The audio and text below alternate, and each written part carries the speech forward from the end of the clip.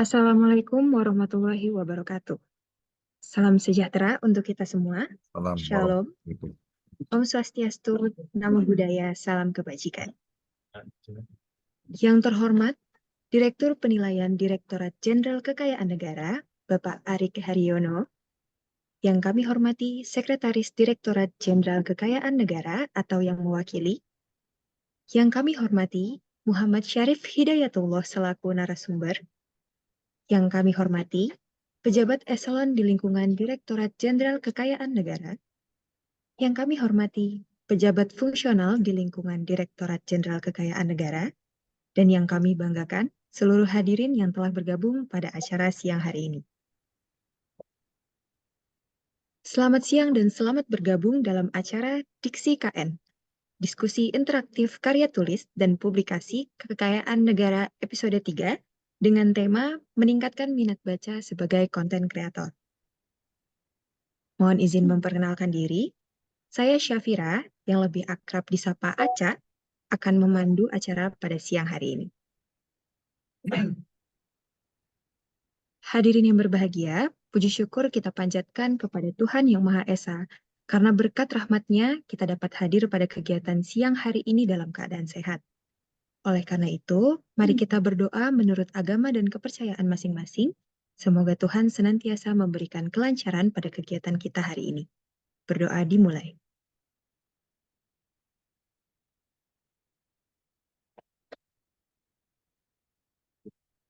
Berdoa selesai. Diksi KN merupakan kegiatan yang diselenggarakan oleh komunitas penulis KN. Komunitas penulis KN merupakan wadah bagi seluruh pegawai DJKN yang diinisiasi oleh Direktur Penilaian DJKN untuk mengembangkan kemampuan menulis karya ilmiah seputar kekayaan negara. Salah satu bentuk upaya untuk mengembangkan kemampuan tersebut adalah dengan meningkatkan minat membaca. Hadirin yang kami hormati, selanjutnya kita akan simak bersama sambutan dari Direktur Penilaian Direktorat Jenderal Kekayaan Negara. Kepada Bapak Ari Haryono, dipersilakan. Baik, terima kasih Mbak Aca. Assalamualaikum warahmatullahi wabarakatuh. Selamat siang kepada rekan-rekan yang sudah hadir pada siang hari ini dan saya ucapkan terima kasih atas kehadiran Mas Syarif nanti sebagai salah satu narasumber yang akan membawakan materi sangat menarik sekali. Dan yang terhormat tentunya tadi disampaikan Bapak Sekretaris Direktorat Jenderal Kekayaan Negara dalam hal ini yang mewakili dan juga tentunya rekan-rekan semua baik dari dalam lingkungan Direktorat Jenderal Kekayaan Negara ataupun ada peserta yang mungkin dari luar Direktorat Jenderal Kekayaan Negara. Secara ringkas, kenapa ini saya anggap penting dan mohon izin dan sekaligus mohon maaf apabila acara dimajukan setengah jam karena memang nanti jam 2 kami khususnya di lingkungan kantor pusat DJKN ada rapat pimpinan. Jadi mengingat pentingnya acara ini saya meminta kepada panitia untuk bisa dimajukan setengah jam agar saya bisa berbagi langsung dengan rekan-rekan semua. Dan eh, setelah itu nanti jam 2 akan acara akan dimulakan seperti biasa. Pertama-tama saya ingin menyampaikan sebuah pesan singkat. Kenapa topik webinar ini ya sangat menarik sekali. Namun demikian, memang tidak semua orang tergerak hati untuk ikut bersama-sama menyimak dan sekaligus mencoba memahami apa makna penting yang ada di dalamnya. Walaupun saya berharap banyak satu khususnya kepada para penilai fungsional ya se-Indonesia. Ini makanya saya pastikan kepada teman-teman di kantor pusat khususnya melalui Pak Warlan dan panitia, apakah ini sudah diinfokan kepada rekan-rekan semua. Ya, jawabannya sih sudah. Ya, tapi saya paham betul bahwa topik ini untuk ya menggali potensi, kemudian meningkatkan awareness kita terkait bagaimana untuk menuangkan ide-ide kita menjadi seorang penulis, kemudian bagaimana kaitannya dengan kita harus banyak membaca dan lain sebagainya, itu memang tidak mudah. Nah, sedikit saya punya waktu di sini, walaupun tidak terlalu panjang, namun sekali lagi ingin mengingatkan kepada rekan-rekan semua, ya, eh untuk menulis sebuah ide menjadi sebuah tulisan yang sifatnya bersifat ilmiah, tentunya itu perlu persyaratan-persyaratan yang eh, cukup, kalau dibilang berat sebenarnya bergantung mau dilihat dari sudut mana. Tapi tadi saya pagi sempat bertemu dengan rekan-rekan di sini, saya katakan karena penyebab utamanya itu satu, kita tidak pernah mau mencoba, ya. Yang kedua, karena kita budaya itu untuk menunda. Ah, nanti saja dulu, tarsok-tarsok, ya. Saya selaku direktur penilai di lingkungan di kantor pusat, ya, di Direktorat Jenderal KN Negara, Direktorat Penilaian, menyampaikan tadi kepada teman-teman dari Sekretariat eh, DJKN, ya, Mas Evans, saya sampaikan ini menjadi tanggung jawab kita bersama bagaimana mewujudkan sesuatu yang terkesan atau berasa berat itu menjadi sesuatu yang menjadi menarik. Satu, ya, webinar yang kita lakukan pada siang hari ini. Para penilai di lingkungan DJKN saja sendiri itu sudah 300 orang lebih. Ya, ini harapan ini sebenarnya kami sampaikan kepada semua. Tapi kembali lagi, ya, saya sadar sebenarnya memang tidak mudah untuk menghimbau sesuatu. Bahkan tadi saya sampaikan ke Mas Evan, ya, DJKN pernah berusaha untuk membuat sebuah komunitas penulis. Namun kemudian dalam perjalanannya, ya, sekali lagi, ya, terseok-seok dan kemudian tidak berlanjut. Kita bicara sebuah institusi yang besar ini di lingkungan Kementerian Keuangan. Namun semangat kita tidak pernah padam. Bagaimana ini harusnya wujud, ya. Saya selaku anggaplah bapak, ya, dari rekan-rekan muda yang hadir pada kesempatan ini.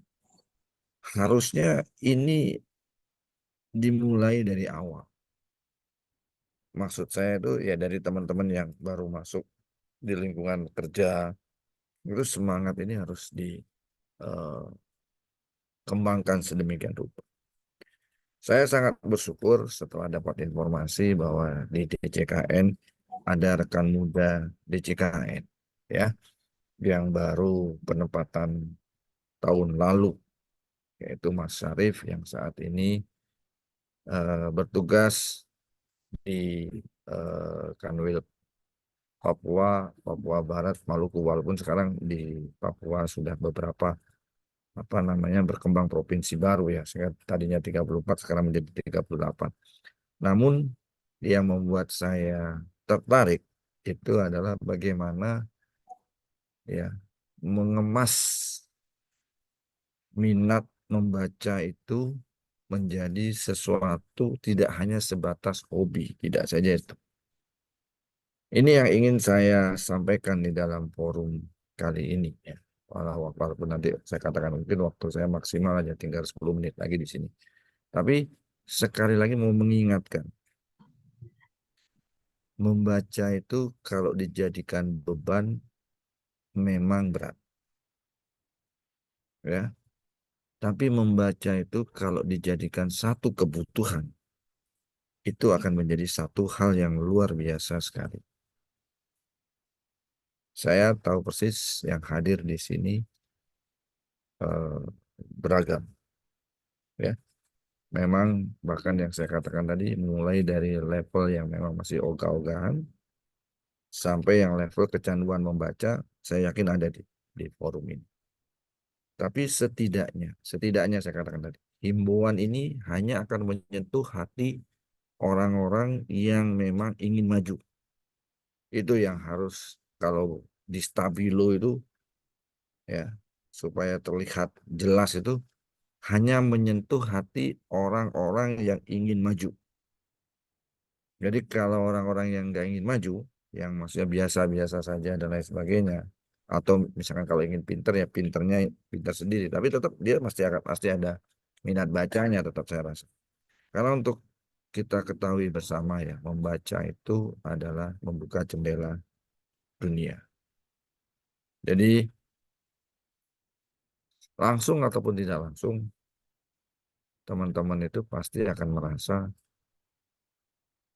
dengan membaca wawasan kita akan bertambah dan kita akan bisa banyak berbuat eh, sesuatu yang lebih besar. Nah nanti ya Mas Arief ini yang saya minta memang secara khusus untuk bisa berbagi kiatnya, bagaimana beliau ini bisa mengemas bahkan sharing ya kepada publik melalui akun TikTok. Ini yang perlu saya garis bawahi sekali lagi. Jadi akun TikTok itu adalah sesuatu yang sangat positif untuk saat ini ya.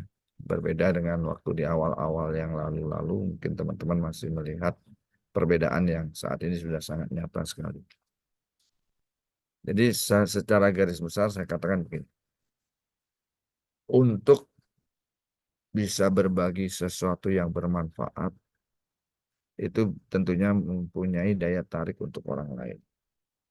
Nah, kalau kita lihat nanti ya akunnya Mas eh, Syarif ini, hampir mayoritas yang kita lihat memang tumpukan-tumpukan buku. Yang menarik bagi saya saat saya dapat informasi keberadaan akunnya Mas Syarif ini, bagaimana kemudian melakukan reviewer terhadap buku-buku tadi.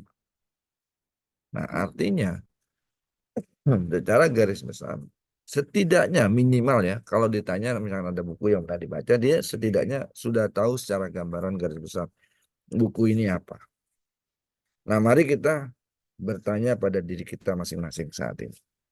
Secara sederhana saja, ya, rekan-rekan teman-teman semua, kenapa saya sampai menyempatkan dan meminta betul diajukan nih setengah jam sebelum saya nanti ada rapim, saya meminta untuk bisa berkesempatan untuk ini.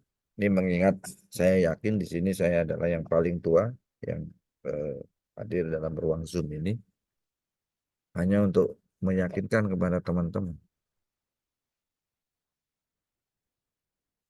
Jangan pernah merasa puas dengan apa yang sudah kita dapat, khususnya terkait dengan ilmu pengetahuan. Ya, seperti itu. Izin sebentar. Mbak, mau dilanjut sebentar.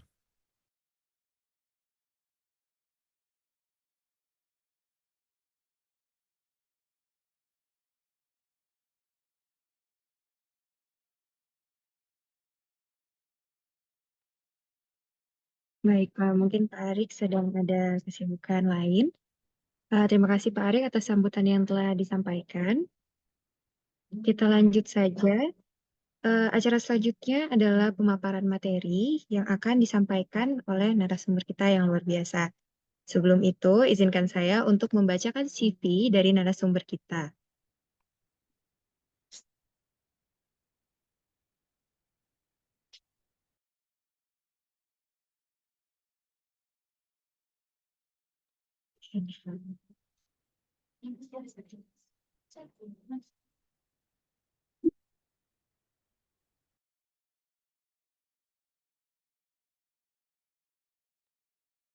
Ya, saya bacakan. Muhammad Syarif Hidayatullah pernah menempuh pendidikan di Banua Bilingual Boarding School, jurusan Ilmu Pengetahuan Alam pada tahun 2015 sampai dengan 2018. Merupakan seorang lulusan Diploma 3 PBB Penilai di Politeknik Keuangan Negara STAN tahun 2021. Riwayat pekerjaan yang telah ditempuh antara lain menjadi pegawai on-the-job training di Direktorat Kekayaan Negara dipisahkan, dan Sekretariat Direktorat Jenderal Kekayaan Negara pada tahun 2022. Menjadi Ketua Tim Sosial Media DJKN Muda pada tahun 2022, menjadi Pegawai Kantor Pelayanan Kekayaan Negara dan Lelang Jayapura sejak tahun 2023, menjadi freelance copywriter di Berisik.id pada tahun 2021 sampai dengan tahun 2022. Dan yang terakhir menjadi freelance content creator di bidang literasi dan edukasi sejak tahun 2021 sampai sekarang. Untuk prestasi yang pernah diraih adalah presentasi terbaik di Olimpiade Sains Nasional Ekonomi pada tahun 2017, semifinalis Big Business Plan Competition oleh BEM PKN STAN, menjadi moderator di Hajatan Literasi Kemenkyu Library pada tahun 2023, menjadi speaker di Pagar Para Pelantang Buku bersama Pacar Merah pada tahun 2023, menjadi speaker di peluncuran series novel Lupus bersama Gramedia pada tahun 2022, dan menjadi inisiator klub buku di Jayapura yang bernama Torang Baca sejak tahun 2022. Berikut adalah sosial media yang dimiliki. Instagram, @torangbaca, lalu ada Instagram, @menceriakan, dan TikTok, @menceriakan. Selanjutnya, izinkan saya untuk menyapa Mas Syarif terlebih dahulu. Selamat siang, Mas Syarif. Halo, siang Aca. Apakah suaraku terdengar jelas ya? Ya, terdengar dengan jelas. Atau di sana, ini di Jayapura ya, Mas? Berarti ini sore, selamat sore. Iya, benar. Ya, bagaimana kabarnya hari ini, Mas Syarif? Alhamdulillah sehat dan happy as usual. Kak Aceh gimana kabarnya? Alhamdulillah, luar biasa. Ini hari ini punya kesempatan buat mendengarkan Mas Syarif secara langsung nih. Ya, kami mengucapkan terima kasih kepada Mas Syarif telah meluangkan waktunya untuk berbagi ilmu dan pengalamannya pada siang hari ini. Baiklah, langsung saja ya Mas Syarif, tanpa memperpanjang pembukaan lagi, langsung saja kita masuk pada acara inti kita, yaitu pemaparan materi dari narasumber kita yang sangat luar biasa, Muhammad Syarif Hidayatullah. Kepada Mas Syarif, dipersilahkan. Baik, terima kasih Kak Aca atas kesempatannya. Sebentar Bisa. izin ya Mas Arif ya, saya 1 menit 2 menit saja karena waktunya juga sudah akan berakhir. Jadi Oke. saya mau mengucapkan terima kasih ke Mas Arif ya, sekali lagi Mas Arif ya. Saya memang tidak main-main untuk mengundang Mas Arif di sini. Saya sangat berserius sekali ya. Saya mau berbagi ilmu yang Mas Arif punya ini untuk rekan-rekan semua. Jadi sekali lagi terima kasih atas kesediaan Mas Arif ya. Feel free saja Mas Arif. Eh, apa yang membuat Mas Arif nanti bisa seperti sekarang. Ya ini karena hobi yang Mas Arif punya ini, saya rasa tidak banyak yang memiliki minat yang begitu besar banget untuk bisa begitu apa selain orang nih kalau bilang kecanduan membaca lah ya dan dan keren banget apa yang sudah dituangkan. Jadi nanti di sharing aja akun TikToknya segala macam ya supaya mereka bisa melihat langsung ya baca ya eh, kemasan-kemasan menariknya yang tadinya tidak atau kurang suka membaca setelah ini akan menjadi sering membaca. Itu saja Mas Arief dan untuk rekan-rekan semua selamat mengikuti ya jalannya acara pada siang hari ini hingga selesai. Terima kasih buat teman-teman semuanya. Saya harus meninggalkan tempat ya. Assalamualaikum warahmatullahi wabarakatuh. Selamat siang. Terima kasih. Sukses selalu. Ya, terima kasih Pak Arik atas Terima kasih sambutannya. Pak Dir. Ya, siap. Makasih. Izin ya teman-teman semuanya izin. Monggo dilanjut ya. Ya, Pak. Bahkan kepada Mas Syarif mungkin boleh dilanjutkan. Baik. Teman panitia bisa minta tolong untuk share screen ya.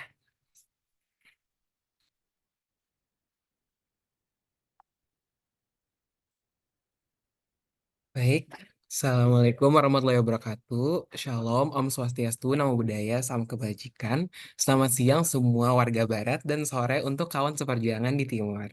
Sebelumnya, saya ingin menyapa Bapak Arik selaku Direktur Penilaian dan Sobat Diksi KN atas kesempatan serta kepercayaan untuk mengisi sesi hari ini. Juga kepada Bapak Ibu pejabat pengawas dan fungsional, serta partisipan semuanya yang sudah bergabung dan meluangkan waktu serta tenaganya. Maka alangkah baiknya nih kita tingkatin lagi energinya di jam rawan ini dengan pantun. Jangan lupa ya buat bilang cakep. Oke, pagi-pagi lupa absen. Ini bukan curhat. Jangan lupa buat dibereskan.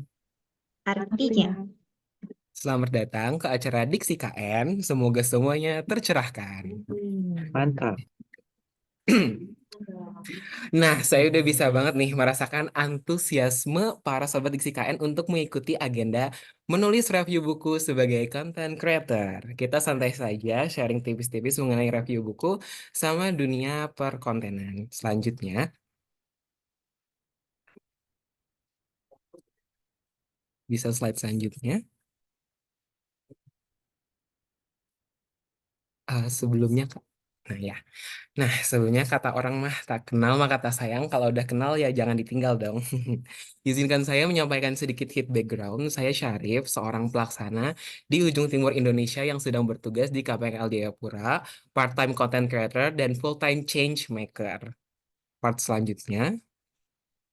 Dan ini beberapa pihak yang pernah berkolaborasi. Jadi itu tidak hanya bekerja dari kota ke kota, tapi saya juga menjalin kerjasama yang beragam dari big brand hingga penerbit independen serta supporting ke small business. Jadi nggak cuma dari Gramedia, Buku Mojok, tapi juga merangkul beberapa sobat UMKM. Slide selanjutnya. Nah, ini sekilas mengenai petualangan saya. Jadi berbicara terkait buku, sebenarnya kegiatan membaca itu udah kenal lama. Tapi dulu tuh masih kegeser sama hobi nonton film serta scrolling sosmed. Itulah mengapa di 2020 itu sebenarnya saya main TikTok tuh buat seru-seruan aja gitu. Bukan dari awal nge-start jadi content creator gitu. Nah, terus di 2021 itu kan masih corona ya. Dan saya menemui diri saya dengan hobi nonton film sama main HP itu bukan sebuah hiburan saat itu. Mungkin karena jenuh juga kali ya ngelihat layar karena PJJ, meeting proker, kepanitiaan segala macam gitu. Dan akhirnya saya coba lebih rajin membaca buku dan iseng aja upload di TikTok. Ternyata disambut positif dan nge-reach banyak pembaca lain. Dan at the same time, saya juga freelance copywriter di mediabasic.id yang bergerak di bidang kuliner serta lifestyle saat itu.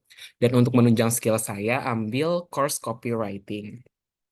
Jam tuh 2022, saya memutuskan untuk serius main TikTok dengan positioning sebagai book content creator. Dan alhamdulillah di reach out TikTok sama Gramedia saat itu lagi baru-barunya TikTok Shop. Dan saya live streaming teman-teman buat ngepromosiin buku gitu. Terus hasilnya dalam sekali live juga lumayan banget. Alhamdulillah bisa dilihat. Oh ya, saya juga ambil course social media organik buat memperkaya wawasan. Nah, di tahun 2023 tidak disangka saya mendapat surprise penempatan definitif di KPKNL Jayapura.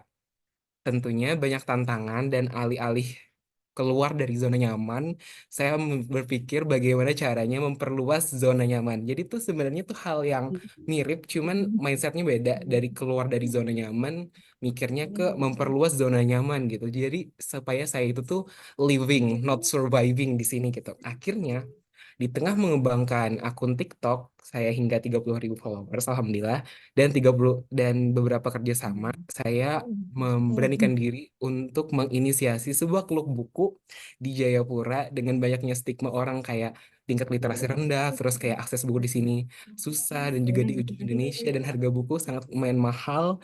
Akhirnya saya memberanikan diri itu tuh lebih besar excited dan passionnya dibanding dengan rasa ketakutan saya yang awalnya aduh nih nggak ada channel terus juga nggak ada koneksi nggak tahu mulai dari mana clueless tapi ya udah kita niat baik untuk creating impact to make something yang benefit buat ke banyak orang dan akhirnya dari saya juga bergabung dengan klub buku Kementerian Keuangan selanjutnya. Nah, untuk overview hari ini, itu ada tadi perkenalan sudah, lalu nanti kita ngebahas tentang review buku, lalu memilih platform mana atau media mana untuk nge-review, lalu kreasi konten, dan terakhir, not but not least, rekomendasi buku. Selanjutnya, review buku. Nah, di sini Dari kata review atau ulasan artinya tanggapan, komentar, atau tafsiran. Jadi bisa dibilang itu suatu kegiatan mengupas, mengevaluasi, mempertimbangkan, mengkritik, membedah substansi hingga memberikan komentar. Jadi kegiatan dari review atau mengulas buku itu memperkaya pengalaman membaca dengan lebih produktif. Jadi saya sendiri juga berusaha mulai aktif untuk menulis ulasan sebuah buku. Tujuannya tuh untuk membuat aktivitas membaca tuh lebih produktif dan tidak sekadar mengkonsumsi yang lewat terus kayak lupa, duh tadi bacanya apa ya, kemarin apa. Walaupun sebenarnya tuh tidak masalah as long as enjoy, cuman kayak sayang aja insight yang sudah saya dapatkan itu tidak saya kembangkan di kemudian hari. Selanjutnya, nah sini sebelumnya maaf, banyak yang salah kaprah dan juga bias di masyarakat itu tuh mengulas sama dengan menceritakan ulang. Padahal itu merupakan hal yang berbeda. Jadi mengulas itu tuh menceritakan ulang itu merupakan salah satu bagian dari mengulas. Jadi ada ditambah beberapa hal yang ekstra, misal beberapa pandangan personal, lalu ada kritik dan juga mungkin apa sih yang kurang dan bisa dikembangkan. Slide selanjutnya. Nah, sebelum mengulas, ada beberapa hal yang bisa kita take note. Yang pertama, tentu sudah selesai membaca. Memang tidak mudah ya, harus menyelesaikan buku dulu secara tuntas. Lalu poin selanjutnya, mengumpulkan poin penting, mencatat hal-hal penting mana sih yang perlu disampaikan saat menulis sebuah ulasan, dan sampai dengan meluangkan waktu. Karena kita tuh nggak bisa loh menunggu waktu luang untuk membaca, apalagi nge-review buku. Perlu kita dari awal meluangkan buku. Nah, di sini saya kurang terinfo ya, apakah teman-teman di sini semuanya suka baca buku atau ada yang masih meraba-raba, aduh gimana ya mulai baca bukunya, terus juga bingung mau milih buku yang kayak gimana. Nah, kebetulan minggu depan saya akan ada talk show lagi dengan perpustakaan DJKN secara internal, ngomongin gerakan literasi dari BookTok sampai ujung Indonesia, bisa diikuti minggu depan. Promosi. Oke, nah tahapan mengulas. Jadi yang pertama itu bisa mulai dari ringkasan pendek buku. Jadi ini buat kita tuh tahu gitu ruang lingkupnya gimana, dan harapan ke depannya itu tuh nggak blunder atau misinformasi atau misleading. Jadi make sure apa yang kita sampaikan sesuai dengan konteksnya. Takutnya kita baca cuman setengah, nanti itu tidak tersampaikan secara utuh, ada poin-poin yang miss. Nah, itu mulai dari ringkasan pendek buku, bisa dengan membaca halaman belakang buku tuh ada namanya blurb, kayak semacam ringkasan kecil yang biasa kan buat beli buku tuh kita lihat-lihat dulu. Nah, itu bisa dari sana. Atau mungkin kita pakai metode 5W1H kayak zaman-zaman sekolah dulu. Nah, yang kedua, masukkan nih poin penting yang ngena dan relate lalu dikembangkan. Pasti ada beberapa hal yang setelah kita catat dari ringkasan pendek buku atau poin-poin penting, itu ada sesuatu yang kita tuh nggak relate, kayak, oh iya ya dulu tuh pernah kejadian kayak gini loh, atau kita menemui situasi kayak gini. Mungkin saat itu tuh kayak ada perasaan kadang suka nyesel kayak, aduh kenapa ya sekarang baru tahu, atau mungkin kayak, ini buat apa sih? Nah, itu ke depannya bisa jadi tuh hal yang bermanfaat untuk ke depannya, bisa dijadikan sebagai shortcut saat kita menemui permasalahan yang sama. Kita tahu nih penyelesaiannya kayak gini, atau mungkin mendapat insight lain. Oh, ternyata ada loh sudut pandang yang berbeda dari apa yang selama ini kita pahami. Jadi itu bisa ngebantu banget buat kita nanti ke depannya dalam bekerja ataupun melihat sesuatu. Dan yang terakhir, beri jeda waktu dan baca kembali ulasan. Nah, jadi untuk review buku itu tuh nggak bisa plek ketiplek kelar, nggak. Jadi tuh saat kita nulis atau ngetik-ngetik itu kita memposisikan diri sebagai penulis saat itu, teman-teman. Nah, saat kita sudah ngerasa oke ini udah bagus banget, udah runtut, udah utuh, berilah sedikit waktu beberapa hari agar kita bisa memposisikan diri lagi sebagai pembaca. Kadangkala ada beberapa bagian yang kita tuh bertele-tele nyampain, atau wah ternyata ini tuh nggak relate ya, atau too much information, karena nggak semuanya mungkin harus disampaikan. Ada yang bisa di-keep, atau mungkin kita buat lebih menarik, lebih dikembangkan lagi. Itulah pentingnya kita ngasih waktu untuk diri kita bisa memposisikan diri yang awalnya dari penulis, bisa menjadi pembaca kembali. Itu sense-nya beda, teman-teman. Selanjutnya, nah, ini salah satu contoh review buku.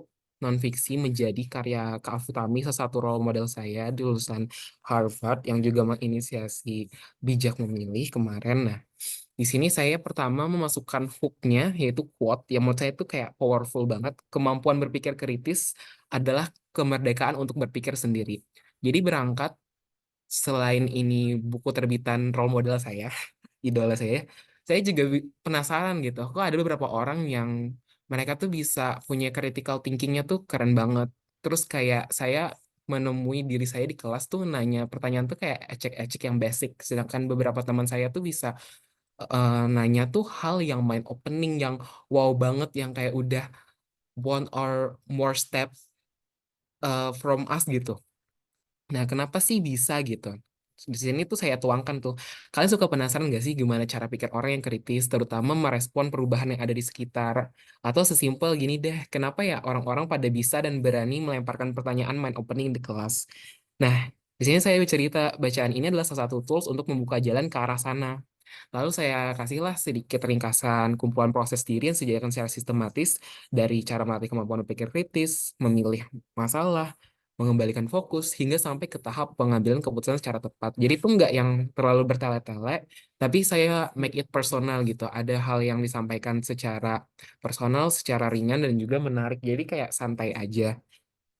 Selanjutnya, nah, apabila kalian bingung apa aja sih poin yang bisa diulas, ini ada beberapa tips yang bisa saya sampaikan. Yang pertama itu sesuatu yang menarik atau berkesan. Pasti ada pas saat membaca tuh kayak, wah ini menarik banget.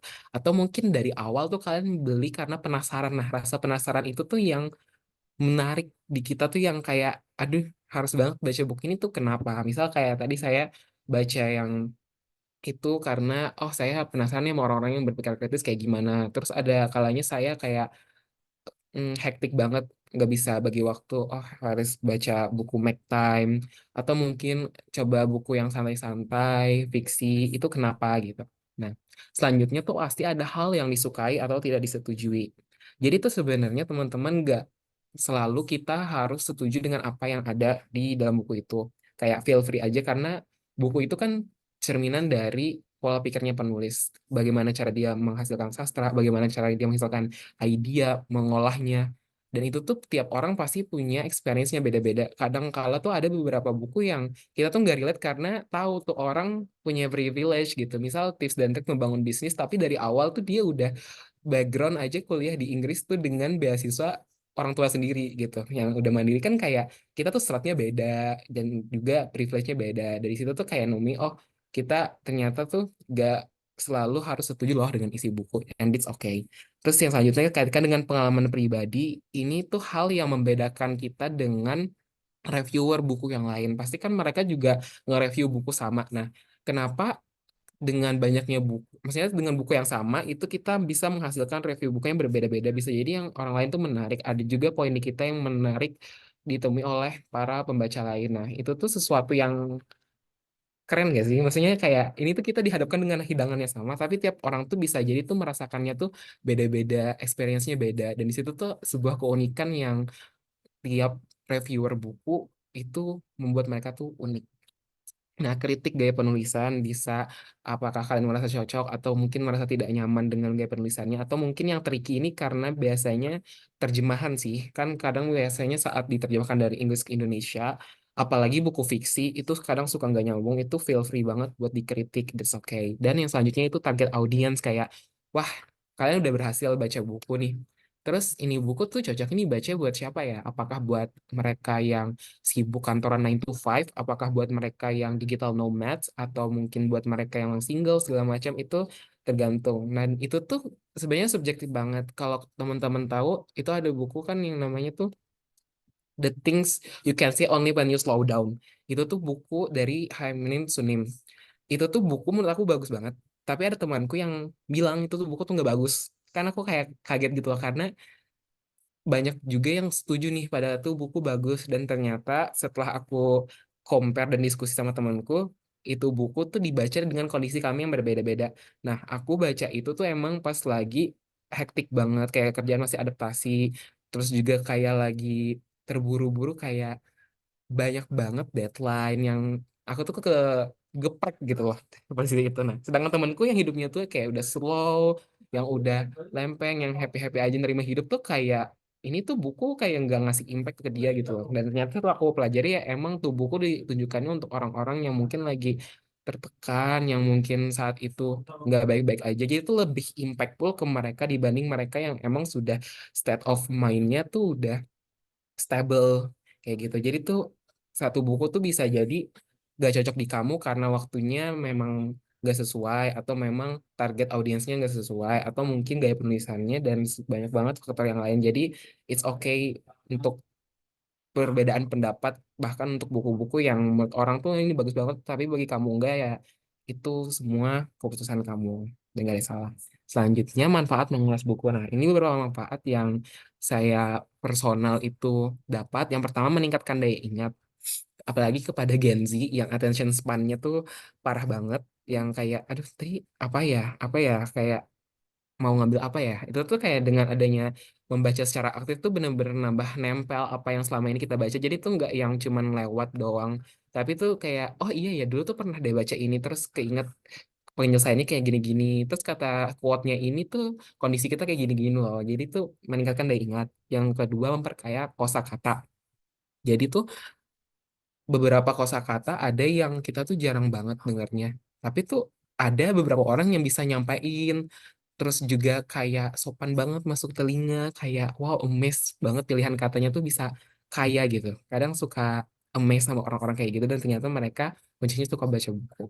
Terus yang selanjutnya, memupuk kesadaran sekitar. Nah, kadang kita tuh kayak suka nggak aware gitu loh, atau bahasa Inggrisnya tuh tone deaf sama beberapa isu yang itu tuh udah bener-bener meresahkan, atau kadang tuh kita tuh nggak ngerasa apaan sih orang-orang pada effort buat ngelakuin itu, buang-buang waktu, buang-buang tenaga. Ternyata kita tuh selama ini punya privilege yang kita tuh nggak sadari, dan pas baca-baca buku tuh kayak kita kan bisa memposisikan diri sebagai mereka yang terdampak. Terus juga kita yang punya privilege tuh kayak gimana, oh ternyata kayak gini ya, ada kesadaran yang kita tuh nggak notice sebelumnya, tapi pas baca buku tuh kayak ngerasa ditampar gitu, kayak wow. Nah, selanjutnya yang terakhir itu melatih berpikir kritis. Berangkat dari daya ingat, kosakatanya kita makin banyak, terus kesadaran kita yang sudah makin peka. Dari situ tuh kita bisa berpikir kritis dan kayak mengkritik kayak oh ini kurang sesuai, oh kita ngerasa nggak nyaman kenapa ya, oh ternyata ini tuh bertentangan pas segala macam. Dan menurut saya dengan berangkat dari membaca buku ini banyak banget hal yang bisa didapat, apalagi ditambah dengan mengulas buku. Selanjutnya,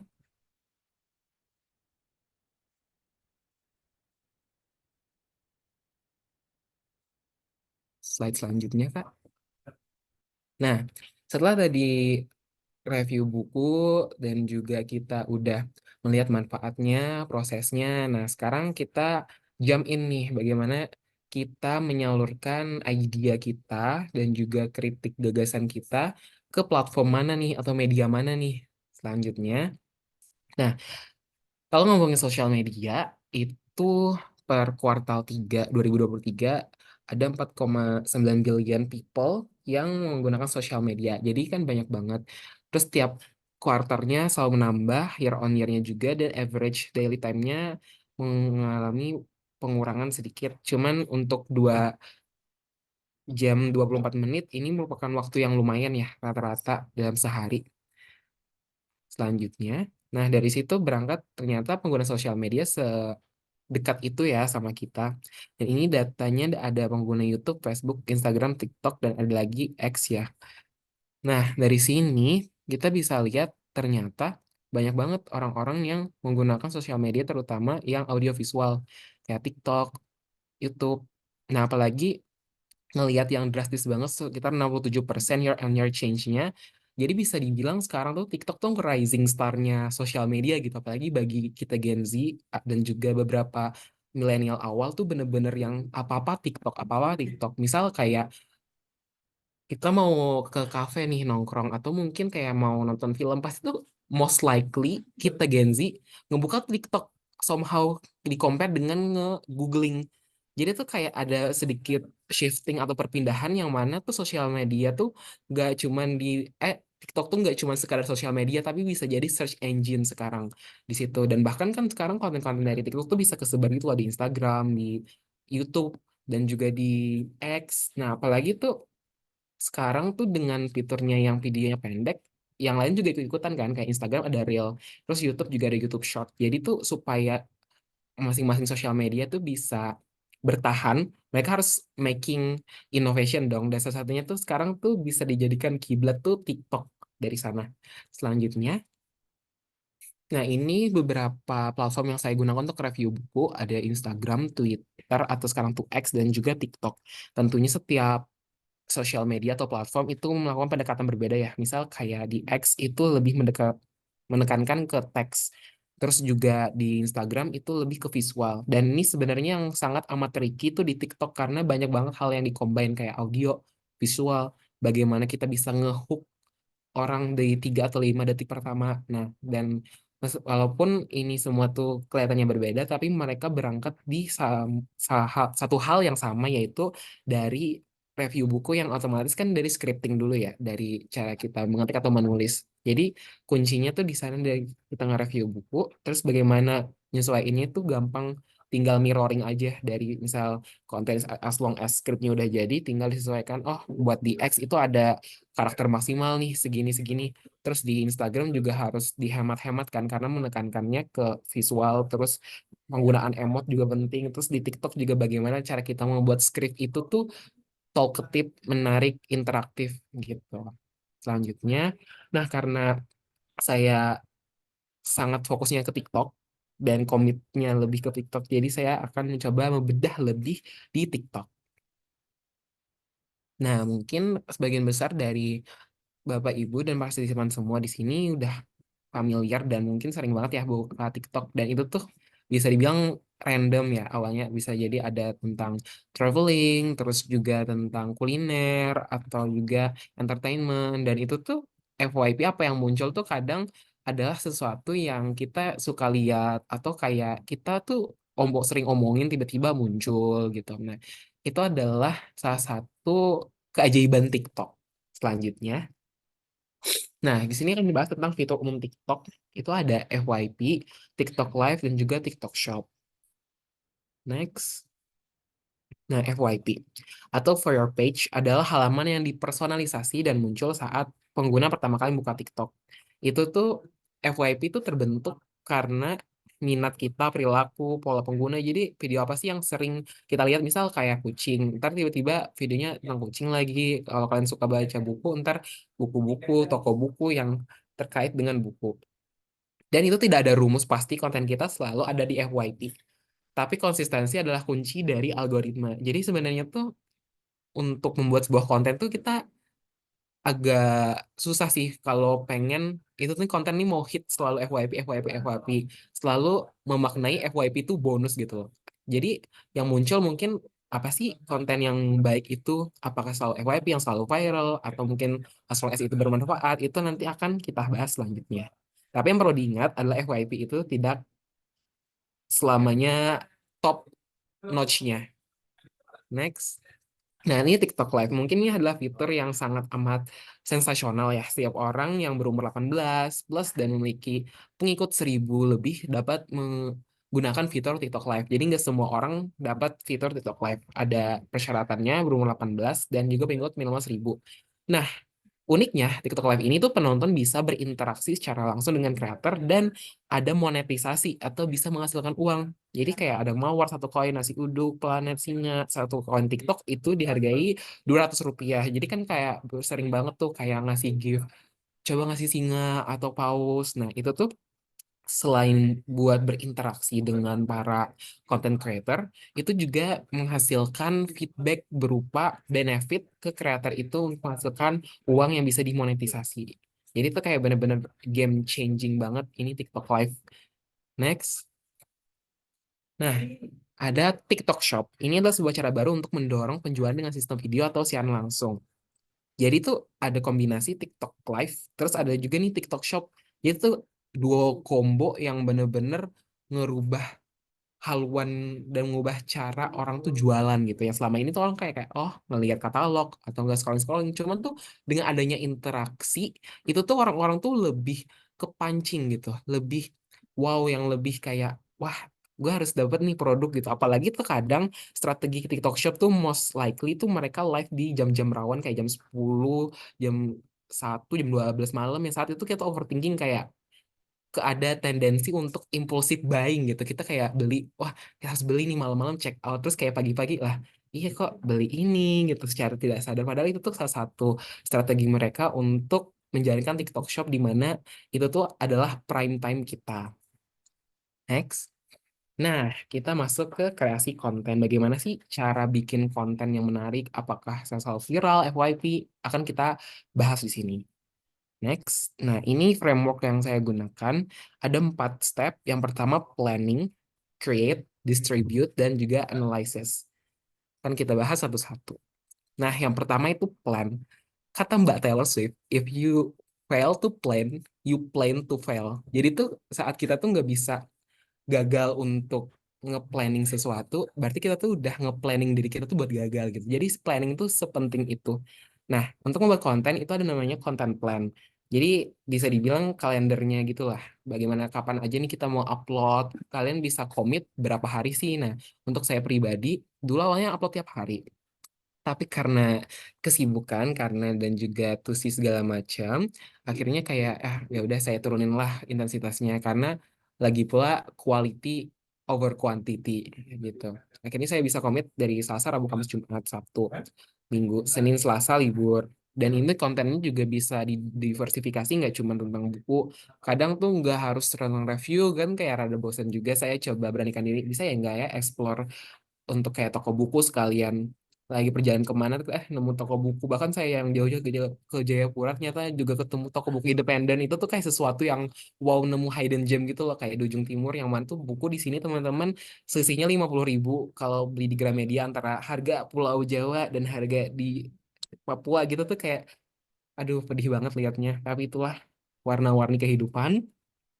Jadi tuh entertaining, terus juga untuk review buku, dan juga saya masukkan kayak traveling, yang ringan-ringan, atau mungkin kayak book cafe hopping karena saya suka explore cafe. Terus saya, oh ya, kenapa nggak bikin konten ngebaca buku di tempat publik atau misal di kafe-kafe? Ya udah saya masukin tuh. Itu kan sebenarnya tuh bisa dibilang mungkin orang ngira kayak aduh nih gimmick banget, tapi tuh ada hal yang menarik di sana di mana orang dapat rekomendasi kafe baru kayak oh bagus nih ambience-nya buat baca buku atau nugas. Terus at the same time juga encourage orang-orang buat baca buku di tempat publik yang mana tuh kayak selama ini kan buku tuh dianggap hal yang eksklusif ya, kayak emang secara akses juga susah. Habis itu juga nggak semua orang punya kesempatan untuk membeli buku, dan padahal tuh aktivitas yang sama teman-teman, kayak membaca buku tuh sama halnya senormalnya orang kayak nugas di kafe atau main game. Jadi itu tuh hal yang normal. Jadi kita normalisasikan baca buku di publik. Dan itu tuh kita juga ada bikin konten pilar untuk mempermudah nih konten kita tuh apa aja sih yang dari entertainment, terus juga apakah di channel Instagram itu tuh strateginya kayak gimana, di Twitter, di TikTok, otomatis kan pasti tiap channel, tiap platform itu memerlukan pendekatan yang berbeda-beda.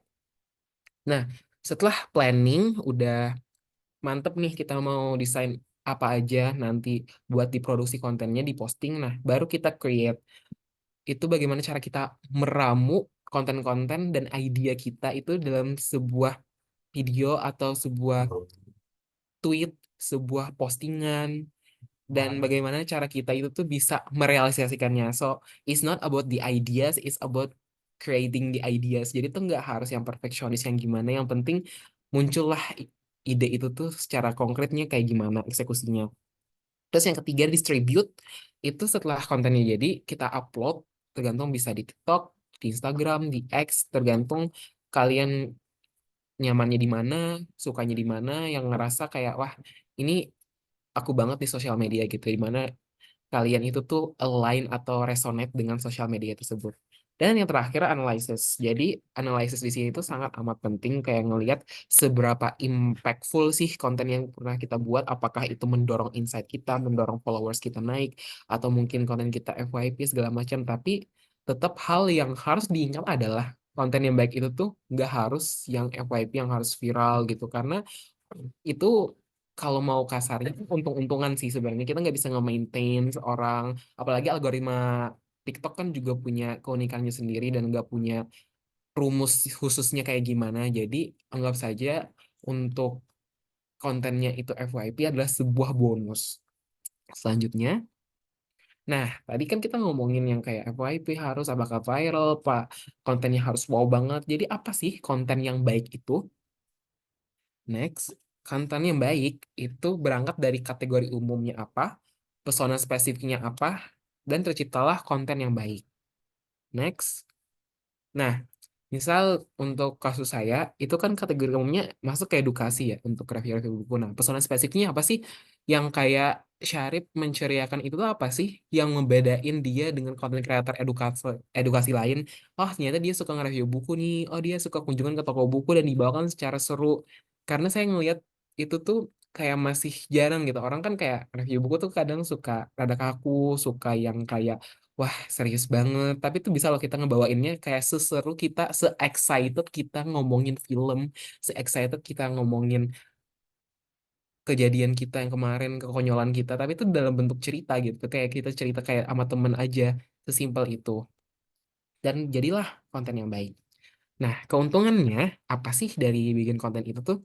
Yang pertama memperkuat citra diri atau self branding. Jadi tuh orang-orang tuh kayak tahu, misal if you are in a room full of stranger, then who you are gitu kayak who is Syarif gitu kayak siapa sih Syarif? Oh, Syarif itu tuh yang suka baca loh. Oh, Syarif itu tuh yang konten kreator di TikTok loh. Jadi itu dengan orang nanya siapa sih kamu, nah kamu tuh dapat jawabannya oh dia tuh ini loh, jadi tuh bisa jadi penanda siapa sih kamu gitu. Dan dengan kita berkonten itu tuh semakin kita memperkuat branding kita tuh siapa dan bagaimana.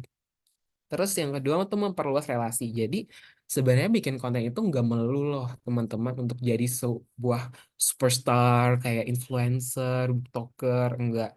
Itu tuh bisa jadi kita sesimpel connecting dengan orang-orang yang punya passion kita yang sama. Misal kayak kasus saya kan baca buku nih.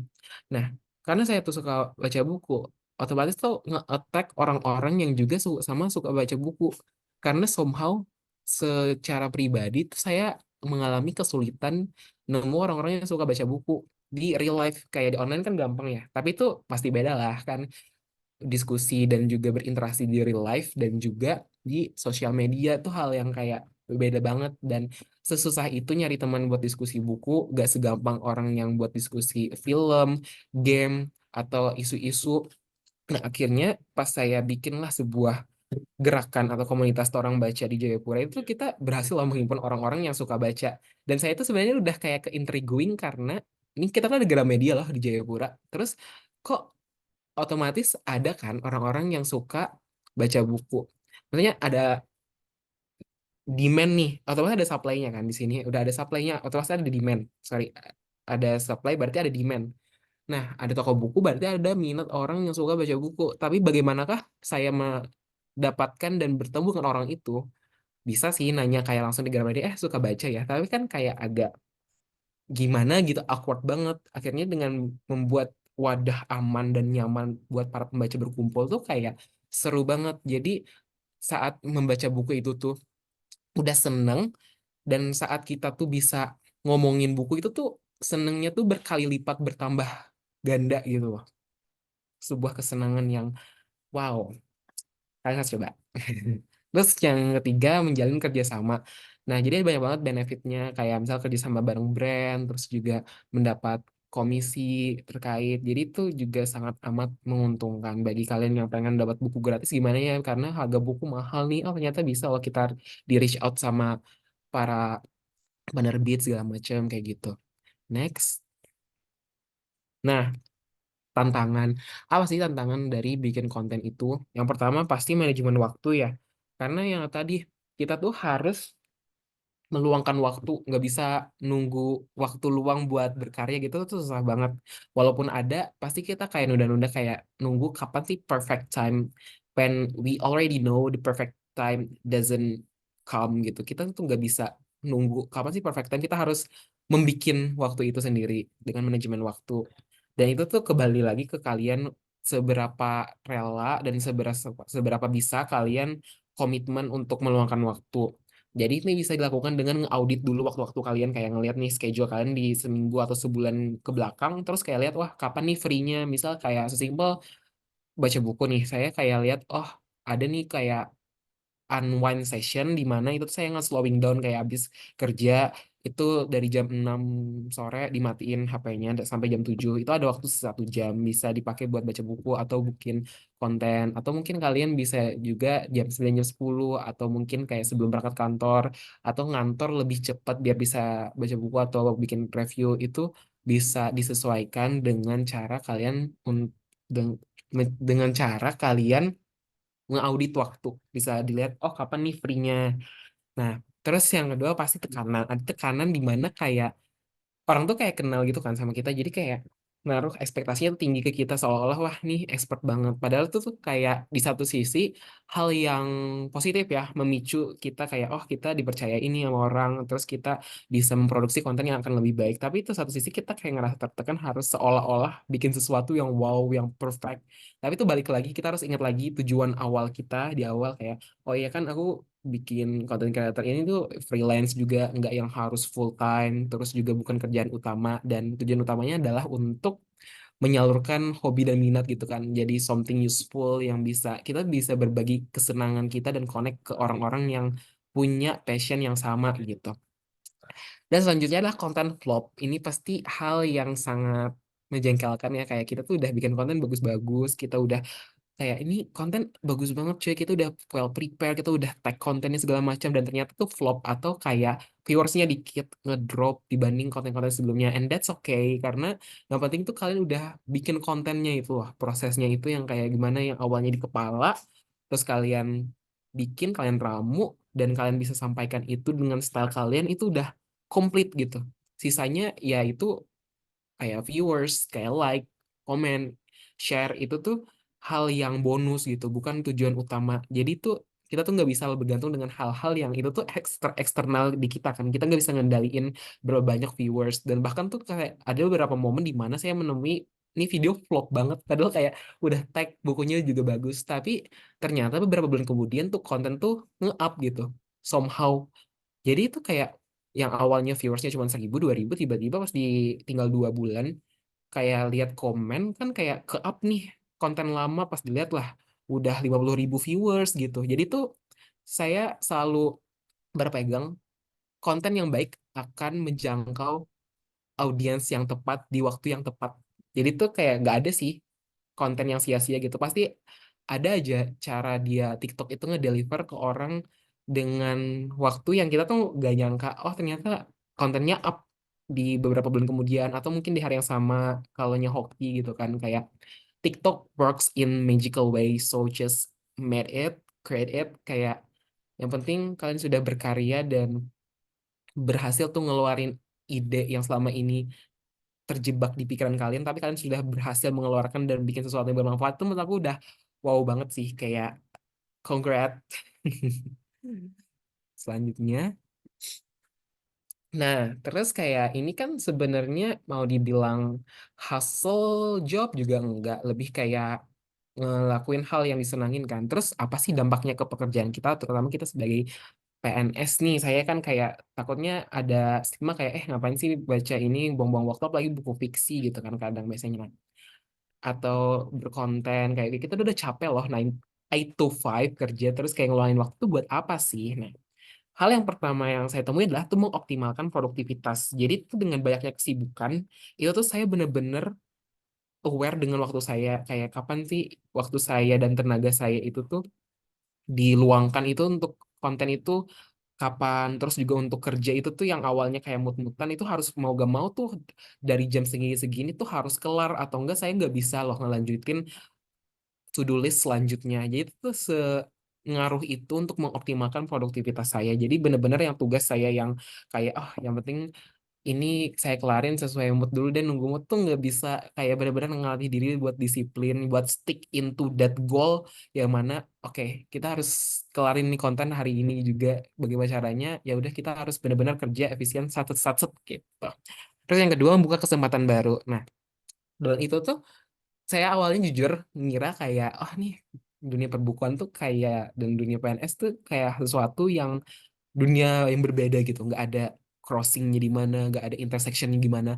Terus tiba-tiba saya baru tahu Kementerian Keuangan tuh punya klub buku, terus kemarin kayak diundang jadi MC, walaupun acaranya tuh offline, tapi mereka mengusahakan untuk hybrid gitu, saya jadi memandunya. Itu tuh kayak hal yang saya nggak expect bakal nemu kesempatan itu, apalagi dengan posisi saya di Jayapura, kayak keterbatasan akses segala macam, nggak selengkap waktu di Jakarta dulu kan saya. Otomatis kayak, wah ternyata itu membuka kesempatan baru yang mana kita selama itu mikirnya tuh tantangan, ternyata tuh kita bisa loh ngerubah tantangan itu tuh menjadi sebuah kesempatan. Tapi bagaimana cara kita ngerubah mindsetnya itu loh yang susah. Bagaimana cara kekuatan kita untuk ngerubah itu bisa dilakukan dengan membuat konten ini, kayak, oh ternyata bisa ya kayak gitu. Ada kesadaran kayak, oh bisa ya ternyata. Kirain tuh gak pernah kepikiran sampai sana. Ternyata bisa. Terus selanjutnya itu tentu meningkatkan soft skill. Sebagai pelaksana yang baik, pasti kita kan kayak sering banget bantu-bantu kayak MC dadakan, Syarif tolong dong MC ini, atau Syarif tolong dong handle ini segala macam. Nah itu tuh saya tuh jujur sebagai orang yang well prepared tuh kadang suka kaget kayak, aduh nih gimana ya kalau nggak running dengan smooth, dengan baik dan benar. Tapi itu dengan seringnya kita tuh udah kayak bikin konten kan kayak ngomong, terus kayak kita sering banget udah bikin teks atau JMC. Jadi tuh kayak seolah-olah tuh kita udah kayak tersistem gitu loh, kayak otomatis kayak, oh ya udah acaranya ini minta rundown ini tinggal dikembangkan, kayak kita nyiapin pantun segala macam udah komplit udah running, nggak yang perlu harus yang dulu saya dulu full text gitu. Tapi tuh as long as kayak udah ada poinnya ini, nanti ngebukanya kayak gini, waktunya kayak gini udah kayak itu tuh running ngalir aja gitu tuh, kayak sesuatu yang soft skill yang nggak bisa kita dapetin tuh langsung di sekolah waktu kuliah. Kayak gimana sih cara kita jadi MC apa segala macam, itu kan kayak life skill di mana kita tuh harus melalui prosesnya dulu kan, yang awalnya kita terseok-seok kayak pantunnya garing banget, terus juga jokesnya rada gimana, rada cringe, atau mungkin dulu full baca teks, tapi sekarang kita bisa loh improv, kita bisa loh kayak ngomong itu tuh nggak harus terpaku sama teks. Dulu itu tuh sebuah pencapaian yang luar biasa untuk sebuah proses pendewasaan diri. Begitu. Selanjutnya, nah, last but not least, karena kita tadi ngomongin buku, tentu saja tidak afdol kalau tidak menambahkan rekomendasi buku. Dan di sini saya merekomendasikan top 3 buku. Yang pertama itu You Do You, karya Alexander Luby. Ini tuh buku non fiksi yang mana itu bisa dibilang sebuah eh, tools yang membantu kita untuk menavigasi kehidupan kita, kayak kita ini tuh kok susah banget ya buat ngeciptain konten gitu, atau bingung kapan ya bikin konten. Nah, jadi di sini tuh ada di Yuduyu itu tuh ngebagi waktu kita sesuai dengan animal spirit. Jadi misal apakah kalian tuh morning person, apakah kalian tuh night person, itu tuh berpengaruh loh dengan jam produktivitas kalian. Misal kayak morning person itu tuh karena kalian produktif banget di pagi hari, jadi usahakan pagi hari itu tuh adalah tugas-tugas yang prioritas di pagi itu. Terus juga karena siang itu udah jam kritis, maka kita tuh nggak bisa loh sifatnya yang kayak habitual, kayak bikin nota dini segala macam, itu tuh susah untuk fokus, atau mungkin pekerjaan yang membuat yang perlu pikir banyak. Nah, jadi di siang hari itu di Yuduyu disaranin buat kita yang morning person itu buat mengerjakan sesuatu yang sifatnya tuh kreatif gitu. Jadi tuh kayak siang-siang tuh otak kita jadi fresh lagi karena memikirkan sesuatu yang out of the box, bagaimana cara kita menghasilkan sesuatu yang fresh. Dan itu tuh kan kayak instead of kita berat banget mikirnya, itu tuh kayak kita muter otak gitu loh. Jadi yang kita awalnya ngantukan banget parah, tapi kita bisa tercerahkan dengan, oh iya ya, ternyata dengan kita animal spiritnya morning person kayak gini. Nah, terus kalau kalian yang night person ntar beda lagi. Jadi tuh buku Yuduyu tuh ada beberapa bagian yang menurut saya tuh membuat kita lebih mengenal diri kita sendiri kayak gimana. Buat kalian tuh sebenarnya kita tuh kayak tahu loh diri kita tuh kayak gini-gini, cuman kita tuh kurang mengenal. Cara kita mengenal ya dengan baca buku ini tuh terbantu lebih mengarahkan gitu loh, kayak selama ini kita nggak notice, oh ya ternyata saya morning person ya, oh ternyata kita lebih nyaman, selama ini kayak bosen banget nih kerja 8 to 5, ternyata kita selama itu tuh menikmati, cuman kita nggak dapat gimana cara kita ngembangin diri di situ, tapi kita tuh fine fine aja dengan kerjaan itu. Nah, banyak hal yang didapat di buku Yuduyu ini, walaupun bukunya non fiksi tapi nggak ngebosenin, ringan juga pembawaannya, dan nggak melulu tentang teks gitu. Jadi ada kayak animasi ilustrasinya yang bikin kita juga bosen. Dan sukanya Yudoyo ini tuh nggak harus baca bukunya tuh kelar teman-teman. Ada beberapa bab kayak bagaimana cara kita menemukan diri kita, menemukan karir, terus membagi waktu. Itu tuh kayak misal kita let's say lagi skeptis nih sama karir kita, lagi demotivasi, ya udah baca bagian babnya itu aja. Jadi tuh nggak harus baca dari awal sampai akhir, cukup baca di chapter itu udah selesai gitu. Jadi saya sangat amat merekomendasikan buku Yuduyu karena pasti akan kebaca di berbagai fase kehidupan. Aduh, lebay banget, tapi memang begitu. Bahkan saya tuh awalnya buku baca ini tuh di elektronik gitu kan, buku elektronik di Gramedia Digital. Tapi karena sebagus itu bukunya, saya beli lagi buku fisik dan kadang suka saya baca lagi gitu. Jadi sampai bela-belain buat buku fisiknya. Terus yang kedua buku Make Time, ini cara fokus pada hal-hal penting setiap hari.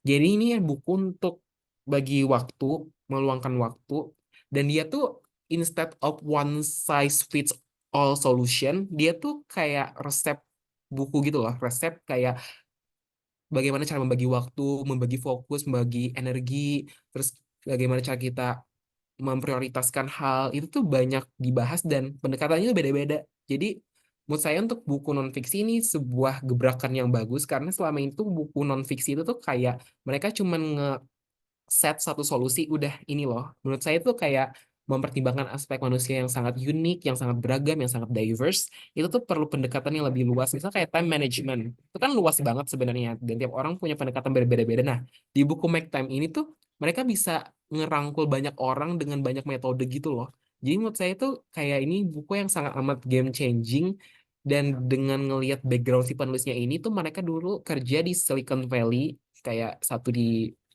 Amazon, satunya di Google, yang mana tuh kerja kan pasti, wah, sibuk banget. Walaupun kayak mereka sangat menggaungkan kayak digital nomads atau flexible working space, cuman di balik itu tekanannya banyak, harus pintar bagi waktu, dan mereka tuh sharing di Make Time ini tuh banyak lah metode ini, kalian bisa lakuin ini, metode ini saat waktu luang, pakai metode ini saat lagi hektik-hektiknya gitu. Jadi tuh kayak saat kalian nggak cocok dengan satu metode, kan bisa ganti metode lain. Kalau kalian di buku lain kan kayak cuman satu tips dan trik yang powerful banget tapi ternyata tuh gagal di kalian, ya udah gak bisa cocok di kalian. Tapi di buku Make Time ini kayak kumpulan resep yang kalian tinggal pilih aja kondisinya yang mana gitu. Menurut saya itu sangat amat bagus dibaca dan ini best read saya tahun kemarin.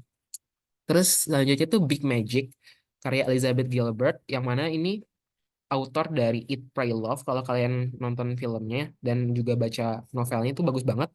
Ini tuh dia menjelaskan proses kreatif teman-teman, di mana gak ada loh kata terlambat dalam menghasilkan sesuatu yang kreatif. Bahkan di umur 40 kayak di salah satu bukunya ini tuh dia bilang kayak ada loh orang yang 40 tahun itu baru mulai nari balet. Terus ternyata dalam waktu 3 tahun dia bisa bersinar karena selama ini tuh dia selalu skeptis gitu dengan dirinya kayak ah balet tuh cuman kayak sampingan doang, kayak nggak bisa hal yang diseriusin. Ternyata tuh bisa loh menghasilkan sesuatu yang wow walaupun udah berumur gitu. Tapi as long as enjoy dan juga kayak membuat sesuatu nilai tambah di diri kita tuh bisa banget, gak ada kata terlambat. Dan juga Big Magic ini tuh menginspire banyak orang, salah satunya itu musisi Olivia Rodrigo yang nulis musik dan juga menciptakan musik. Dia juga ngerasa ini buku andalan dia saat lagi brainstorming, saat lagi kayak ngerasa demotivasi atau lagi art block. Kalian bisa banget baca buku Big Magic ini. Jadi tuh sifatnya tuh kayak kumpulan esai sih sebenarnya.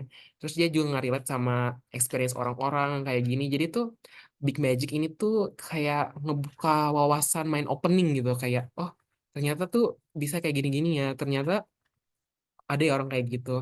Nah, sudah. Dan terakhir, izin saya menutup dengan quote, "Dope kills more dreams than failure ever will." Jadi itu sebenarnya yang bikin mimpi kita itu gak tercapai itu bukan rasa takut gagal kita, tapi rasa kita tuh skeptis dengan diri kita, kita sering meragukan diri kita. Padahal tuh kita yang membatasi kita tuh selama ini ya diri kita kan, kayak kita belum lagi ngelakuin, belum lagi kayak kita udah jump to the war, tapi kita tuh udah mengalahkan diri kita sendiri gitu. Jadi instead of kita meragukan, kayak go for it, karena yang namanya rasa gagal tuh ya udah gagal, oh setidaknya kita udah mencoba. Jangan sampai rasa keinginan kita tuh muncul terkubur di hari tua lagi dalam bentuk penyesalan karena nggak melakukan itu. Itulah quote dari Kunto Aji. Oke, sekian mungkin saya arahkan ke MC lagi, Aca. Ya, terima kasih Mas Syarif atas penyampaian materinya yang sangat luar biasa. Ini materinya menarik sekali ya untuk kita dan ini sangat relate sih kalau menurut saya dengan zaman sekarang, zaman yang TikTok, yang Instagram ini. Jadi mungkin selanjutnya langsung saja kita ke sesi tanya jawab. Mungkin kepada Bapak Ibu teman-teman, rekan-rekan yang memiliki pertanyaan bisa langsung bertanya nih mumpung ada orangnya langsung nih yang sangat luar biasa, Mas Syarif. Mari Bapak Ibu, teman-teman.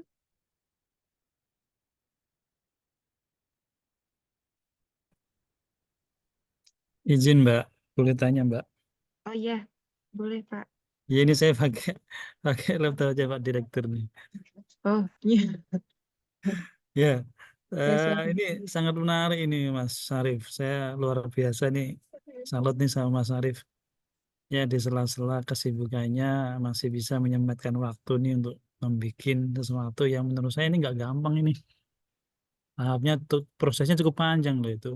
Membaca buku dulu, kemudian menulis, mengupload kan gitu ya. Ini sesuatu yang menurut saya nggak gampang nih. Nah kebetulan kan kami juga nggak ngerti nih bagaimana tingkat kesibukan Mas Arief di sana nih. Nah ya tadi sudah sempat Mas Arief singgung terkait dengan manajemen waktu sebenarnya. Ya kan? Kami pun mungkin di teman-teman di daerah lain mungkin juga yang menjadi problem kalau ingin berkarya itu kadang masalah waktu itu Mas Arief. Ya kan? Karena kesibukan kita yang luar biasa nih di pekerjaan kantor terutama membuat kita ini nggak ada waktu lagi nih untuk membaca membaca lah ya. Kita hari siangnya kita ke lapangan gitu ya, malamnya kadang juga masih ngerjain laporan. Demikian terus Sabtu Minggu kita ya mau nggak mau dengan keluarga kan gitu kan. Nah ini gimana nih kira-kira menurut Mas Syarif nih eh, selama ini yang Mas Syarif lakukan sharing dulu lah. Ingin tahu dulu dari Mas Syarif sendiri ya untuk membagi waktunya ini seperti apa waktu yang Mas Syarif lakukan antara pekerjaan dengan ini ya untuk menciptakan ini begitu. Itu yang pertama. Jadi terkait dengan pembagian waktu begitu ya, pembagian waktu. Yang kedua adalah terkait dengan ini tadi alat yang digunakan begitu ya. Alat yang digunakan toolnya lah kebetulan Mas Arif menggunakan media TikTok tadi ya, media TikTok. Nah, tentunya Mas Syarif, saya yakin teman-teman ini pasti pada penasaran semua nih. Apa sih untungnya kalau kita punya follower banyak di TikTok?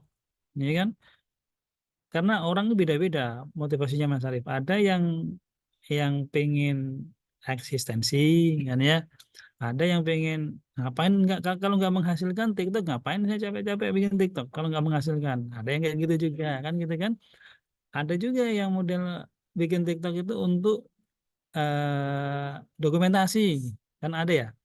Jadi kalau hanya sekedar dokumentasi aktivitas, dokumentasi kegiatan itu saya misalnya nih nggak butuh saya mau follower banyak-banyak, mau ada follower mau enggak, ya itu urusan belakang, ya kan orang saya tujuannya bukan untuk cari follower, saya tujuannya untuk mendokumentasi aktivitas saya kan ada yang begitu juga ya Mas Arif ya. Nah ini Mas Arif ini kebetulan followernya kebetulan udah cukup banyak nih sampai 30.000 nih, ya kan. Nah kira-kira apa sih manfaat follower banyak ini, nah, ya kan.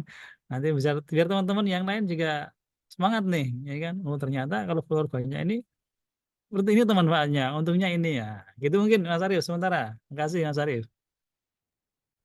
Ya, terima kasih Pak Warwan atas pertanyaannya.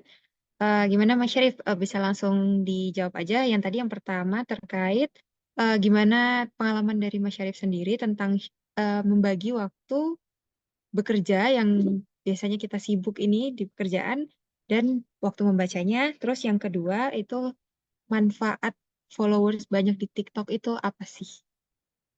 Silakan Mas Syarif. Baik, terima kasih kepada Pak Waran atas pertanyaan segarnya. Jadi yang pertama untuk membagi waktu memang ini tricky banget ya Pak. Apalagi mengingat kita posisi udah pegawai ya yang kerjanya itu tuh repetitif ya bisa dibilang ya dari jam 8 sampai jam 5. Terus kadang suka kerjaan kita yang siang hari itu belum kelar di malam atau mungkin malamnya udah kecapean. Terus juga mau spend waktu di weekend udah ada agenda kadang sama keluarga, sama teman-teman gitu ya kan. Nah, jadi saya menyarankan memang kita tuh nggak bisa nunggu luang sih. Kita meluangkan waktu. Nah, misal ini konteksnya membaca ya Pak. Itu tuh bisa mulai tidak hanya dari ngeset waktu doang. Atau mungkin bisa aja kita startnya dari jumlah halaman. Misal, let's say kita nggak bisa nih ngeluangin waktu buat 15 menit. Atau mungkin setengah jam per harinya. Kayak bingung kan waktunya kapan. Sekalinya udah ngeset, misal jam 7 jam 8 ternyata terjebak macet. Atau enggak kayak tiba-tiba harus ngekelarin laporan, ada deadline segala macam. Nah, itu bisa juga kita menginisiasinya supaya membiasakan baca buku gitu ya, Pak. Itu dengan kita komit baca jumlah halamannya misal sehari 5 halaman. Dan itu tuh kan gak harus kita ngeluangin waktu yang strict gitu. Bisa jadi kayak kita lagi ngerjain satu hal udah selesai, ya udah kita istirahat dulu baca kayak 2 halaman udah selesai. Nggak harus yang sampai wow banget, tapi itu nanti membupuk gitu loh Pak. Kebiasaan yang awalnya 2 halaman, tiba-tiba kita tarik 5 halaman, selanjutnya tiba-tiba 10 halaman. Dan mungkin di saat kita tuh kayak udah ngerasa haus banget nih nggak baca buku, ada keinginan dari kita kayak oh ya udah kita akan baca buku di jam segini biar kita lebih serius dan enjoy lagi. Jadi sebenarnya tuh bagaimana cara kita bikin baca buku itu tuh sebagai kesenangan, bukan tugas gitu Pak. Takutnya kan dengan tugas kita punya tugas membaca gitu. Jadi itu kayak kita harus ngeprioritasin kayak seolah-olah itu hal yang memberatkan. Jadi dibikin bagaimana cara itu tuh menyenangkan dan menghibur kita. Seperti itu. Pak, itu pertanyaan pertama. Terus pertanyaan kedua untuk kait followers juga sebenarnya saya nggak yang potokan followers ya Pak. Kayak followers tuh bonus gitu. Nah kebetulan. Nah keuntungannya tuh apa sih? Keuntungannya kalau dibilang itu tuh apakah selalu berpengaruh ke viewers saya juga enggak sih, kayak dilihat di viewers video saya juga relatif gitu kan, fluktuatif lah bisa dibilang, enggak yang semua followers itu tuh nonton terus, karena followersnya sendiri kan pasti mereka ngefollow banyak orang juga kan, dan juga belum tentu mereka aktif di saat saya ngupload konten gitu. Mengetahui kriteria orang yang kayak gitu dan gak bisa kita menaruh nilai kita di hal-hal yang eksternal, otomatis kayak oh ya udah followers itu mungkin dijadikan sebagai bonus yang kayak wah dengan followers banyak berarti saya bisa menjangkau banyak orang loh, ternyata kayak ngasih impact loh ke orang. Dan itu tuh sebenarnya ya hal yang saya juga lucu saya temui pas saya penempatan ke Jayapura, pas saya bikin klub buku di pertemuan pertama tuh ada yang bilang Pak kayak ini Syarif yang suka bikin konten di TikTok ya, ngapain ke Jayapura liburan gitu tuh, kayak nggak, saya kerja di sini, kayak bener-bener tuh saya nggak nyangka konten saya yang dari waktu OJT dibikin di Jakarta itu bisa kesebar ke Jayapura, kayak kok bisa gitu. Dan ternyata tuh kita bisa nyambung dan bisa connect yang awalnya mungkin cuman sekadar viewers doang, terus ternyata oh ternyata dapat teman dari sana, dapat kayak saya tahu ekspor Jayapura kayak gimana, tempat makan yang enak, terus juga kayak pantai yang bersih di mana. Itu tuh kayak hal yang gak expect bakal ke arah sana gitu Pak. Mungkin kayak keuntungannya banyak, tapi secara personal yang saya temui seperti itu. Oke, siap. Makasih Mas Syarif. Luar biasa. Monggo, lanjutkan. Siap, senang membantu juga Pak. Terima kasih Pak Warlan atas pertanyaannya. Mungkin ini selanjutnya ada dari kolom chat Mas Syarif. Dari Rima Pusparani. Apakah Kak Syarif pernah mencoba membaca buku yang sebenarnya Kak Syarif tidak tertarik? Apa pernah Kak Syarif membaca buku tapi nggak diselesaikan karena sudah tidak mood? Apakah ada trik dari Kak Syarif bagaimana berkomitmen untuk membaca buku, baik yang digemari atau tidak? Ya, silakan dijawab Mas Syarif. Oke, thank you Karima Pusparani buat pertanyaannya yang insightful. Nah, pernah banget baca buku yang sebenarnya tuh kalau dibilang tuh nggak tertarik. Kayak misal dulu tuh pernah saya step off my comfort zone itu karena kan join ke klub buku kan. Saya itu ngebahas tentang astrofisika. Yang mana saat itu tuh kayak saya gak pernah ngebayangin diri saya di posisi bakal ngebaca hal-hal yang selama ini tuh dipelajari waktu dulu SMA. Ternyata itu dikemas dalam buku non fiksi gitu loh. Kayak bagaimana terbentuknya semesta, terus kayak bagaimana dampaknya ke depannya, apakah itu akan berpengaruh ke hidup kita. Jadi tuh karena ini tuh bukunya non fiksi ya, dan juga dibahas di klub buku, jadi otomatis saya ikutin aja tuh dari awal, terus kayak gak srek definisi dari halaman bab pertama sampai akhir tuh tertarik, kayak gak ada keinginan, terus juga kayak gak ada minat. Dari situlah saya belajar kayak ternyata tuh nggak semua buku tuh harus diselesaikan, karena ada namanya tuh sunk cost di ekonomi kan. Ada cost yang mana kita tuh itu tuh nggak ke notice gitu. Misal kayak baca buku nih, kayak kita nggak nikmatin nih buku tapi mikirnya oh kita udah ngeluarin duit buat nih buku, saya nggak kebaca. Dan itu tuh kayak lama banget nyelesainnya. Dan itu tuh ada cost sebenarnya. Costnya adalah waktu kita yang bisa kasarnya dibilang terbuang gitu kan, karena tidak menikmati hasil dari buku itu. Jadi itu waktu kita yang sebenarnya bisa lah dialokasi ke membaca buku yang lain yang lebih menarik, yang lebih kita sukai, itu tuh malah terbuang. Jadi sebenarnya kayak opportunity cost-nya adalah ya udah waktu kita terbuang. Ya, terus gimana nih buku yang udah kita beli, ya udah kita bisa jual, bisa kita kasih ke orang lain atau kita tukar segala macam. Dan itu banyak alternatif. Cuman karena kita terpakunya, aduh nih harus kelar nih, kita udah komplit beli buku, and that's okay. Kalau misalnya dari pas tengah-tengah baca buku kita udah gak srek, gak lanjut, it's okay. Daripada membuang waktu, lebih baik kita ganti bukunya. Ya benar, sangka fallacy.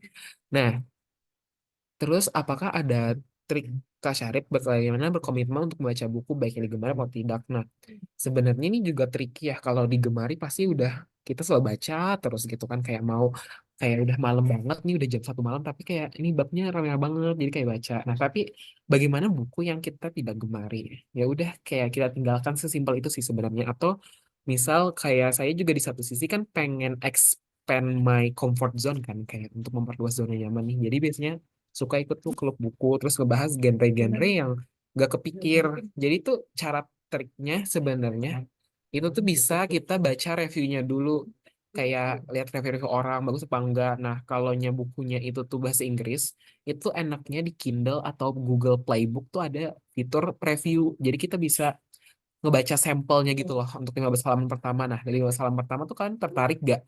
Atau mungkin kayak, oh ternyata tuh gak seru bukunya. Nah, jadi tuh enaknya kayak kita tuh bisa ngeliat spoilernya dulu loh sebentar. Terus kayak, ayo udah deh gak minat, syukurnya uangnya kita gak ngeluarin, terus waktu kita juga gak terbuang kan. Itu bisa kita antisipasi dari sana. Kayak gitu. Semoga menjawab ya pertanyaannya. Baik, terima kasih Mas Syarif dan Kak Rima. Mungkin pertanyaan selanjutnya, mungkin saya mau bertanya nih sama Kak Syarif. Eh, saya pengen tahu sejak kapan sih Mas Syarif ini tertarik buat membaca buku dan membaca buku terus-terusan seperti sekarang? Dan pernah nggak sih ada momen di mana, kan ini saya lihat Instagramnya Mas Syarif ini kayak tiap bulan pasti ada beberapa buku yang dibaca ya. Ada nggak momen di mana mungkin berapa minggu atau dalam 1 bulan itu nggak baca buku? Nah, itu pertanyaannya. Silahkan Mas Syarif. Oke, thank you Kak Aca atas pertanyaan yang sangat reflektif. Pernah banget. Jadi dari awal tuh sebenarnya kalau ngomongin baca buku, dari kapan sih, dari kecil lumayan udah kayak dikenalin sama orang tua baca-baca buku. Terus karena saat itu TK saya tuh deket sama perpusda, jadi kayak sering lah balik sekalian baca buku di sana atau minjam, karena akses dulu kan saya di Kalimantan ya, itu tuh untuk toko buku tuh saat itu kayaknya belum ada deh Gramet, tapi ada perpusda, jadi kayak bacanya di sana. Nah, terus dari sana tuh sebenarnya nggak yang selalu baca buku karena keterbatasan akses gitu kan. Tapi kembali lagi tuh baca buku tuh saat itu kemarin waktu pandemi, kan kayak udah jenuh banget ya lihat layar, nonton film, kayak itu tuh bukan hiburan lagi gitu loh. Akhirnya di sana mulai baca, kayak order buku juga sekarang udah gampang ya, di online juga ada digital gitu. Nah, ya udah akhirnya saya kayak jatuh cinta lagi lah dengan membaca gitu. Nah, terus kayak pernah nggak baca buku, atau nama kerennya tuh reading slump ya. Pernah, bahkan baru banget kejadian bulan ini, kayak awal bulan. Jadi kebetulan saya pindah seksi, terus kayak harus adaptasi lagi tuh dengan kerjaan baru. Terus juga karena solo fighter ya di seksi itu sendiri, jadi kayak bener-bener yang clueless, harus kayak segala macam. Nah, otomatis kan waktu saya itu tersita gitu loh di sana. Yang awalnya saya bisa baca buku itu tuh setelah ngantor atau mungkin sempat-sempat waktu istirahat, tapi karena banyak penyesuaian dan harus keep up juga sama kerjaan kantor, kayak gimana nih supaya kerjaan tetap berjalan, otomatis saya tuh nggak baca saat itu, nggak bisa komit dalam beberapa hari itu, lumayan sibuk terus ada di klub segala macam. Jadi ada banget waktu-waktu kayak gitu dan that's okay, nggak harus yang kita wajib baca buku. Seperti yang saya bilang tadi, kita tuh bagaimana nganggap buku tuh sebuah kegemaran, kesenangan gitu loh, instead of mikir ini tuh sebuah tugas yang harus diselesaikan. Jadi tuh kalau semisal kalian udah suka baca buku, ya udah aman, nggak harus yang tiap hari baca. Nggak kok, jangan sampai kalian merasa terbebani dengan kalian nggak baca buku sehari, atau kalian tuh mikirnya otomatis, oh aku udah gak suka baca lagi ya, oh budaya membacaku udah turun. Sama kayak main game kan juga nggak setiap saat ya. Jadi tuh is okay. Yang penting tuh kalian pas udah ngeliat buku tuh kalian bisa baca buku gitu, nggak yang terus-terusan kayak aku akan main handphone dengan TikTok, aku nggak bisa nih, aku harus main handphone nih. Karena kalian tuh bisa switching gitu loh, kayak oh bisa nih baca buku lagi kayak gitu. Sesimpel itu. Jadi jangan dijadikan beban kayak gitu, Kak Aca. Terima kasih Mas Syarif.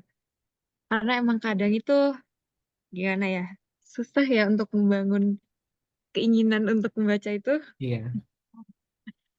Ini selanjutnya ada pertanyaan lagi di kolom chat dari Mas Haddad. Atau dari Mas Haddad mau open mic aja nih Mas, biar kelihatan nih mukanya. Biar makin terasa bincangnya lebih seru kayaknya.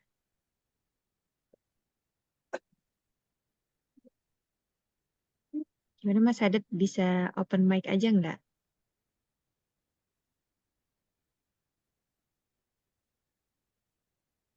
Duh, kayaknya Mas Haddadnya agak malu-malu ya.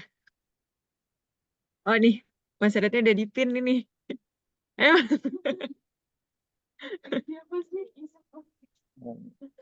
Jadi gini, pertanyaan saya itu kan ada di satu buku tuh, bukunya Temple Grandin tentang visual thinker. Jadi beliau itu membahas dengan tidak mendiskreditkan orang-orang verbal thinker ya, tapi merasakan bahwasanya orang-orang visual thinkers itu cenderung didiskriminasi gitu. Bahkan dalam fakta sejarah sendiri, verbal thinkers atau yang dikenal sebagai elit-elit apa sih pengetahuan gitu yang dekat dengan buku, karena kan kecerdasan mereka cenderung dengan kayak poetry scientist gitu kan, tulisan dalam bentuk-bentuk tulisan, karena kan sebagian besar yang kita ketahui arkeolog sejarah, bukti-bukti peradaban itu kan banyak kayak dalam bentuk tulisan seperti itu kan. Nah, jadi kan sebagian di Temple Grandin juga menjelaskan sebagian dari masyarakat itu kan nggak semuanya verbal thinkers itu kan, ada juga yang visual thinkers.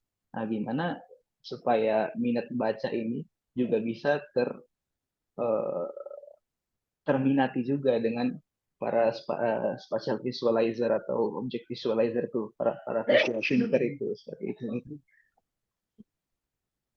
Karena di Temple Grandin ini juga menyatakan bahwasanya potensi dari si visual thinkers itu, potensi untuk mengembangkan sains, teknologi, invensi itu besar gitu. Jadi beliau menyatakan juga bahwasanya terhambatnya invensi di Amerika belakangan ini itu karena banyaknya uh, blok-blok potensi dari orang-orang visualizer itu seperti itu.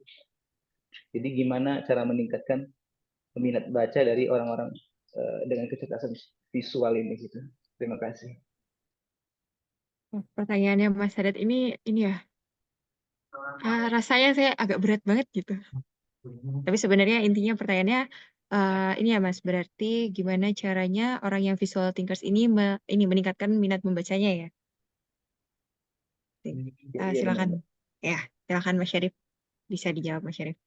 Baik, terima kasih pertanyaannya yang sangat mind blowing, Saudara Haddad. Nah, sebenarnya kita mengingat, aku tuh langsung keinget quote dari Najwa Shihab yang bilang, kamu tuh cuma perlu satu buku untuk jatuh cinta dengan membaca gitu. Nah, tugas kamu adalah mencari buku itu. Otomatis kan sebenarnya kalau ngomongin buku, apakah itu sebenarnya eksklusif? Enggak, inklusif. Malah aku juga mengamini apa kata Haddad yang di sini bilang kan, menginklusifkan minat baca. Nah, bagaimana sih, kayak tiap orang kan beda-beda ya. Tadi ada yang visual, ada yang objek, ada yang spasial, objek visualizer, verbal. Nah, itu gimana sih supaya bisa ngerangkul mereka? Nah, jadi sebenarnya buku itu tuh nggak harus yang sifatnya tuh teks gitu loh. Ada namanya tuh graphic novel. kayak dia tuh memadukan antara komik dan juga novel. Jadi kayak seolah-olah tuh kita bacanya tuh komik kayak banyak banget grafik-grafiknya, ilustrasi. Cuman tuh itu tuh juga ada bacaan kayak kita tuh lebih mudah membayangkannya. Oh ternyata kayak gini-gini ya. Nah itu satu. Terus yang kedua juga ada kayak grafik memoir. Kayak ngeceritain kehidupan seseorang instead of dari teks juga bisa secara grafik. Kayak kayak cerpen kayak komik gitulah. Cuman dia ngeceritain mem jalur hidupnya secara real atau enggak kalau semisal membaca tuh emang kurang ampuh gitu, maka itu bisa kita join ke klub buku. Jadi itu kita udah baca dulu atau mungkin kayak kita gak baca buku sama sekali, kita cuma nyimak, duduk, terus kita dengar tuh orang diskusi kayak terhadap isu nih.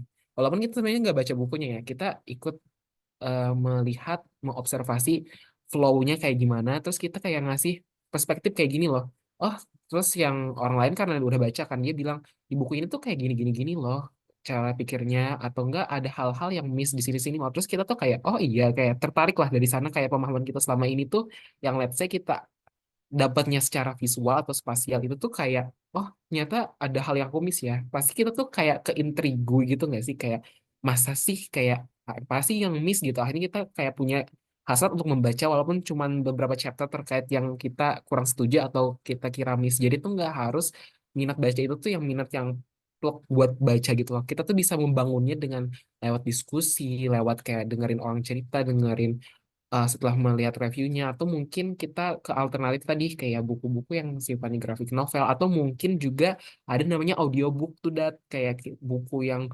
dari teks itu dibacain dan enaknya itu tuh buku fiksi itu bener-bener yang audionya tuh seolah-olah dia tuh tokohnya gitu loh. Jadi tuh kita makin kebayang nggak harus buku itu tuh yang teks seperti itu. Semoga menjawab saudara Hadat.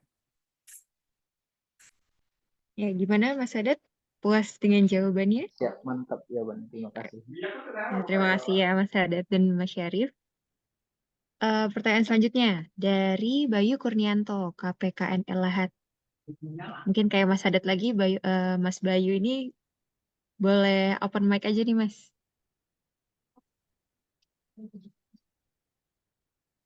Mungkin admin Halo, boleh bantu pin lagi.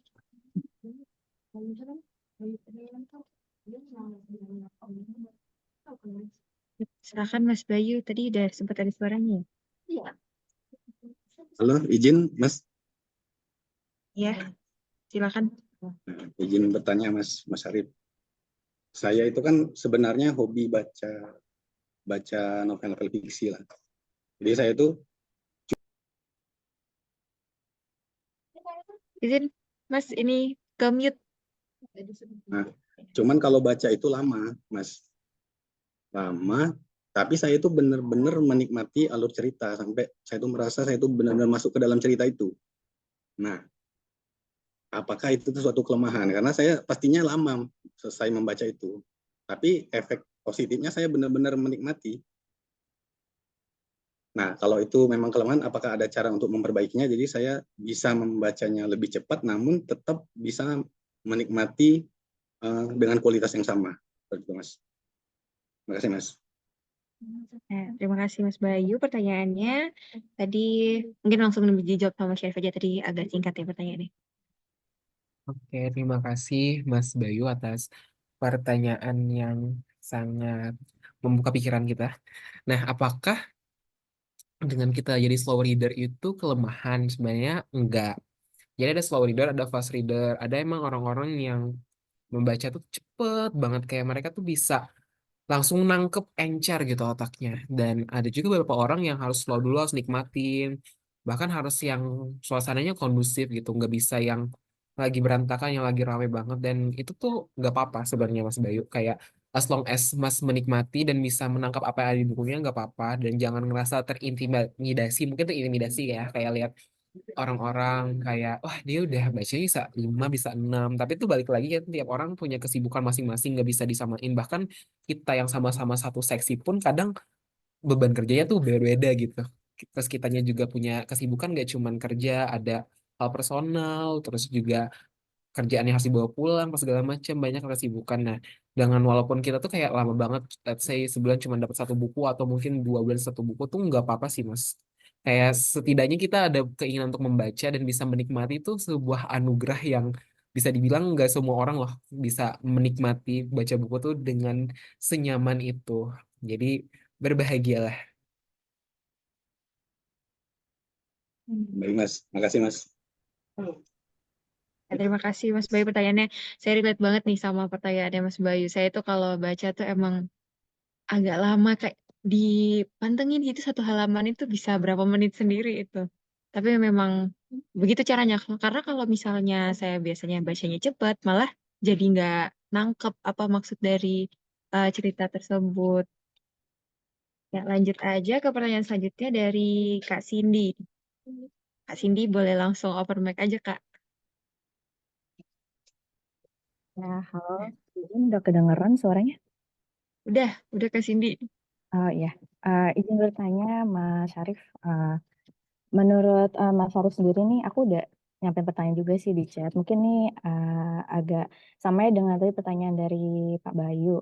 Ya menurut Mas Syarif sendiri nih, kalau durasi waktu baca untuk satu buku tuh yang efektif tuh, kalau Mas Syarif biasanya berapa lama ya Mas ya? Sama kira-kira teknik membaca buku yang cepat biar efektif dan efisien juga kita bisa dapat manfaatnya juga, sehingga juga bisa memperoleh ya lebih banyak lah ya buku-buku lain yang bisa kita baca.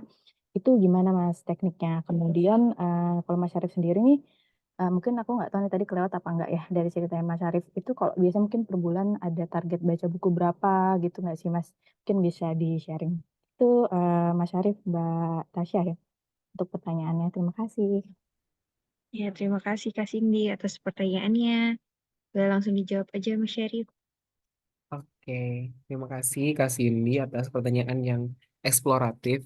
Nah, sebenarnya apakah aku sendiri ngeset waktu untuk efektif gitu ya? Sebenarnya nggak ada sih Kak, as long as aku enjoy. Karena tuh, even tuh walaupun buku nih, untuk genrenya aja beda tuh makan waktunya lama. Misal kayak fiksi, aku bisa kelar dalam seminggu. Tapi kalau buku non-fiksi nih, itu tuh lama, somehow ya aku nemu kayak lama banget. Karena itu kan kayak halnya tuh serius ya pembawaannya, nggak kayak sesantai yang fiksi. Terus juga itu tuh ngasih stimulus gitu loh buat kita tuh berpikir lebih, berpikir jauh. Otomatis kan otak kita tuh memproses lebih lama untuk buku-buku non fiksi kayak ini di kerjaan kayak gimana, ini relate-nya di fase hidup kayak gimana. Jadi sebenarnya nggak ada timeline khusus sih Kak untuk membaca. Yang penting selesai aja, kayak yang penting udah kita nangkep apa yang menurut kita tuh berguna. Selama aku udah dapet nih hal yang berguna, udah menurut aku tuh kayak komplit saat itu. Nah, terus teknik baca buku yang cepat, ya itu tadi sih aku nggak ada ngeset karena di awal nggak ada ngeset gitu waktu aku harus kelar nih untuk ini. Nah, paling berarti aku bisa nikmatin. Tapi ini special case kalau buku collaboration ya, kayak collab-collab gitu kan biasanya dikirimin buku.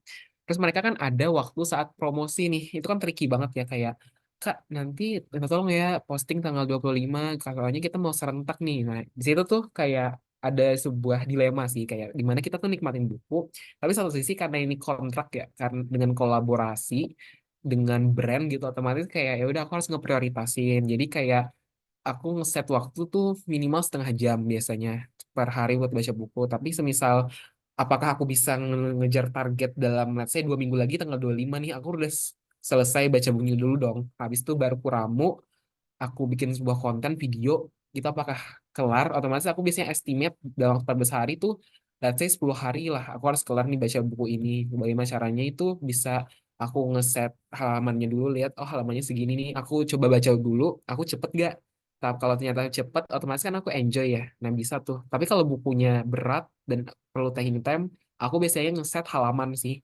kayak aku harus target nih sehari 25 halaman kelar gitu halaman kelar itu tapi untuk special case karena itu bukunya jadi kewajibannya kalaunya untuk kesenangan ya udah mah bebas nah terus untuk target membaca dulu aku ada tuh Kak ngeset waktu membaca minimal tuh 6 gitu kalau dulu mah gampang ya kayak waktu kuliah waktu OJT itu masih banyak free time nah terus ternyata waktu kerja kok kayaknya susah ya untuk menentukan kayak gitu akhirnya saya gantilah reading goal saya yang awalnya jumlah itu jadi kualitas kayak baca, oh yang penting saya bacanya ada satu fiksi satu non fiksi gitu, satu fiksi buat good for my heart and the non fiction good for my brain gitu. Jadi kayak aku ngesetnya kayak gitu.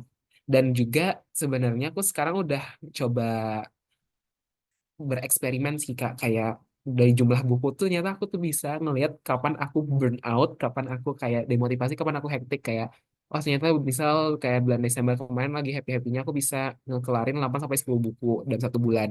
Tapi ada saatnya aku tuh lagi hektik banget, kayak misal bulan ini tuh cuman baca 2 buku doang. Atau itu kayak kayak pertanyaan nih, apa yang terjadi dalam hidupku di bulan Februari? Oh ternyata aku baru pindah seksi, aku baru adaptasi segala macam, banyak diklat juga. Oh ya udah. Jadi tuh kayak lebih ke tools buat ngenalin diri sih apa yang terjadi di bulan itu. Kapan aku misal mentalku bagus, mental aku lagi kurang baik kayak gitu bisa dilihat dari indikator. Jadi kayak let's say kita dari Januari sama Desember tahun kemarin nih diurut tuh berapa otomatis kan jumlahnya biasanya nggak sama ya. Nah, ada drastis yang meningkat banget. Apakah dengan meningkat drastis itu tuh baik? Ternyata tuh enggak. Jadi ada nama temanku namanya Hestia, itu juga Instagram kalau kalian tahu HZ Boy.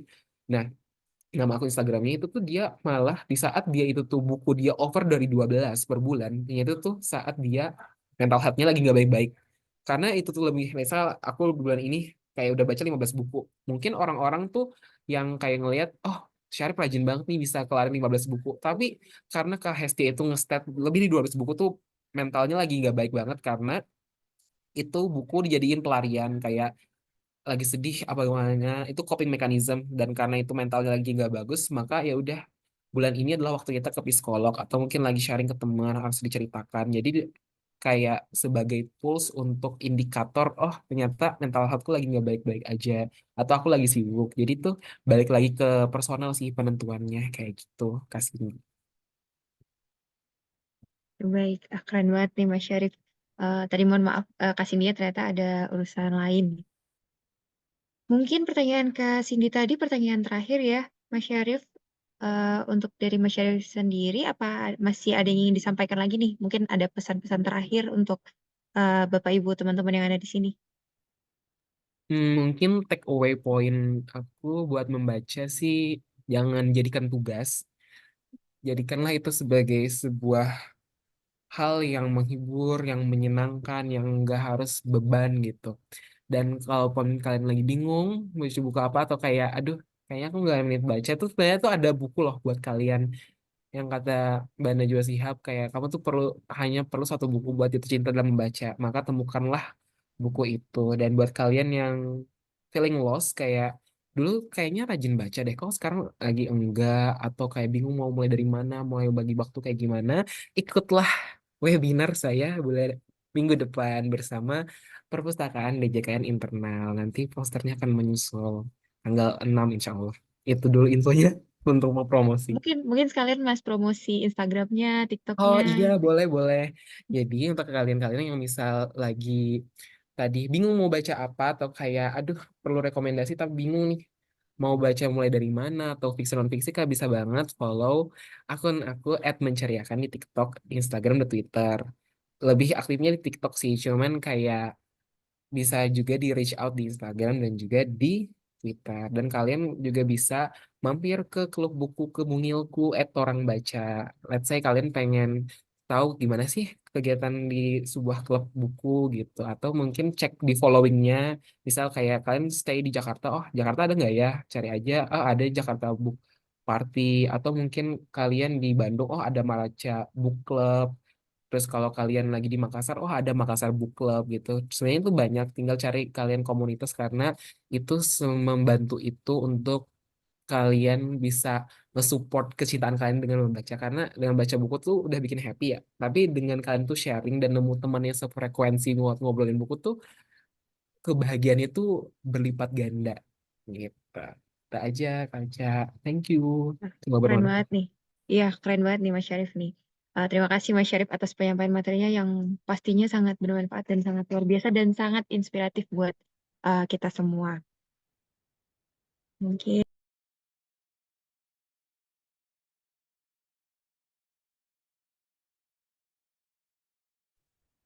Sorry, Kak Aca ke mute. oh iya, maaf. Baik, hadirin yang kami hormati, sebelum mengakhiri acara siang hari ini, mari kita simak sebentar closing statement yang akan disampaikan oleh PLH Kepala Bagian SDM. Kepada Bapak Dwi Asmoro, dipersilakan. Baik, terima kasih Mbak Tasya, terima kasih Kak Syarif dari Waktu Indonesia Bagian Timur. Saya nggak nyebutin unit ya, Mas Syarif ya, bagian timur. Jadi biar teman-teman yang di Ternate, di Ambon, wah ini bagian saya juga ini. Terima kasih juga pada Pak Arik tadi yang telah membuka. Jadi teman-teman banyak hal yang kita peroleh dari apa yang telah disampaikan Mas Syarif, praktis hampir 1,5 jam. Di closing statement kami ini, kami mungkin akan secara umum, Mas Syarif, Mbak Tasya, pada intinya, pertama, DJKN mendukung dan mendorong seluruh pegawai untuk terus mengembangkan kompetensi diri. Ini sangat penting, teman-teman. Kemudian yang kedua, dalam jangka panjang, DJKN akan berencana membentuk community of practice yang menghimpun para pegawai dengan skill khusus dan spesifik yang dibutuhkan oleh organisasi. Nah, ini skill khusus dan spesifik ini di beberapa bulan yang lalu telah kami petakan, teman-teman semua. Jadi kita sudah on track semuanya. Dan tentunya dalam jangka pendek, kami berharap bahwa Diksi ini diharapkan dapat mendukung rencana strategis pengembangan jangka panjang tersebut di atas.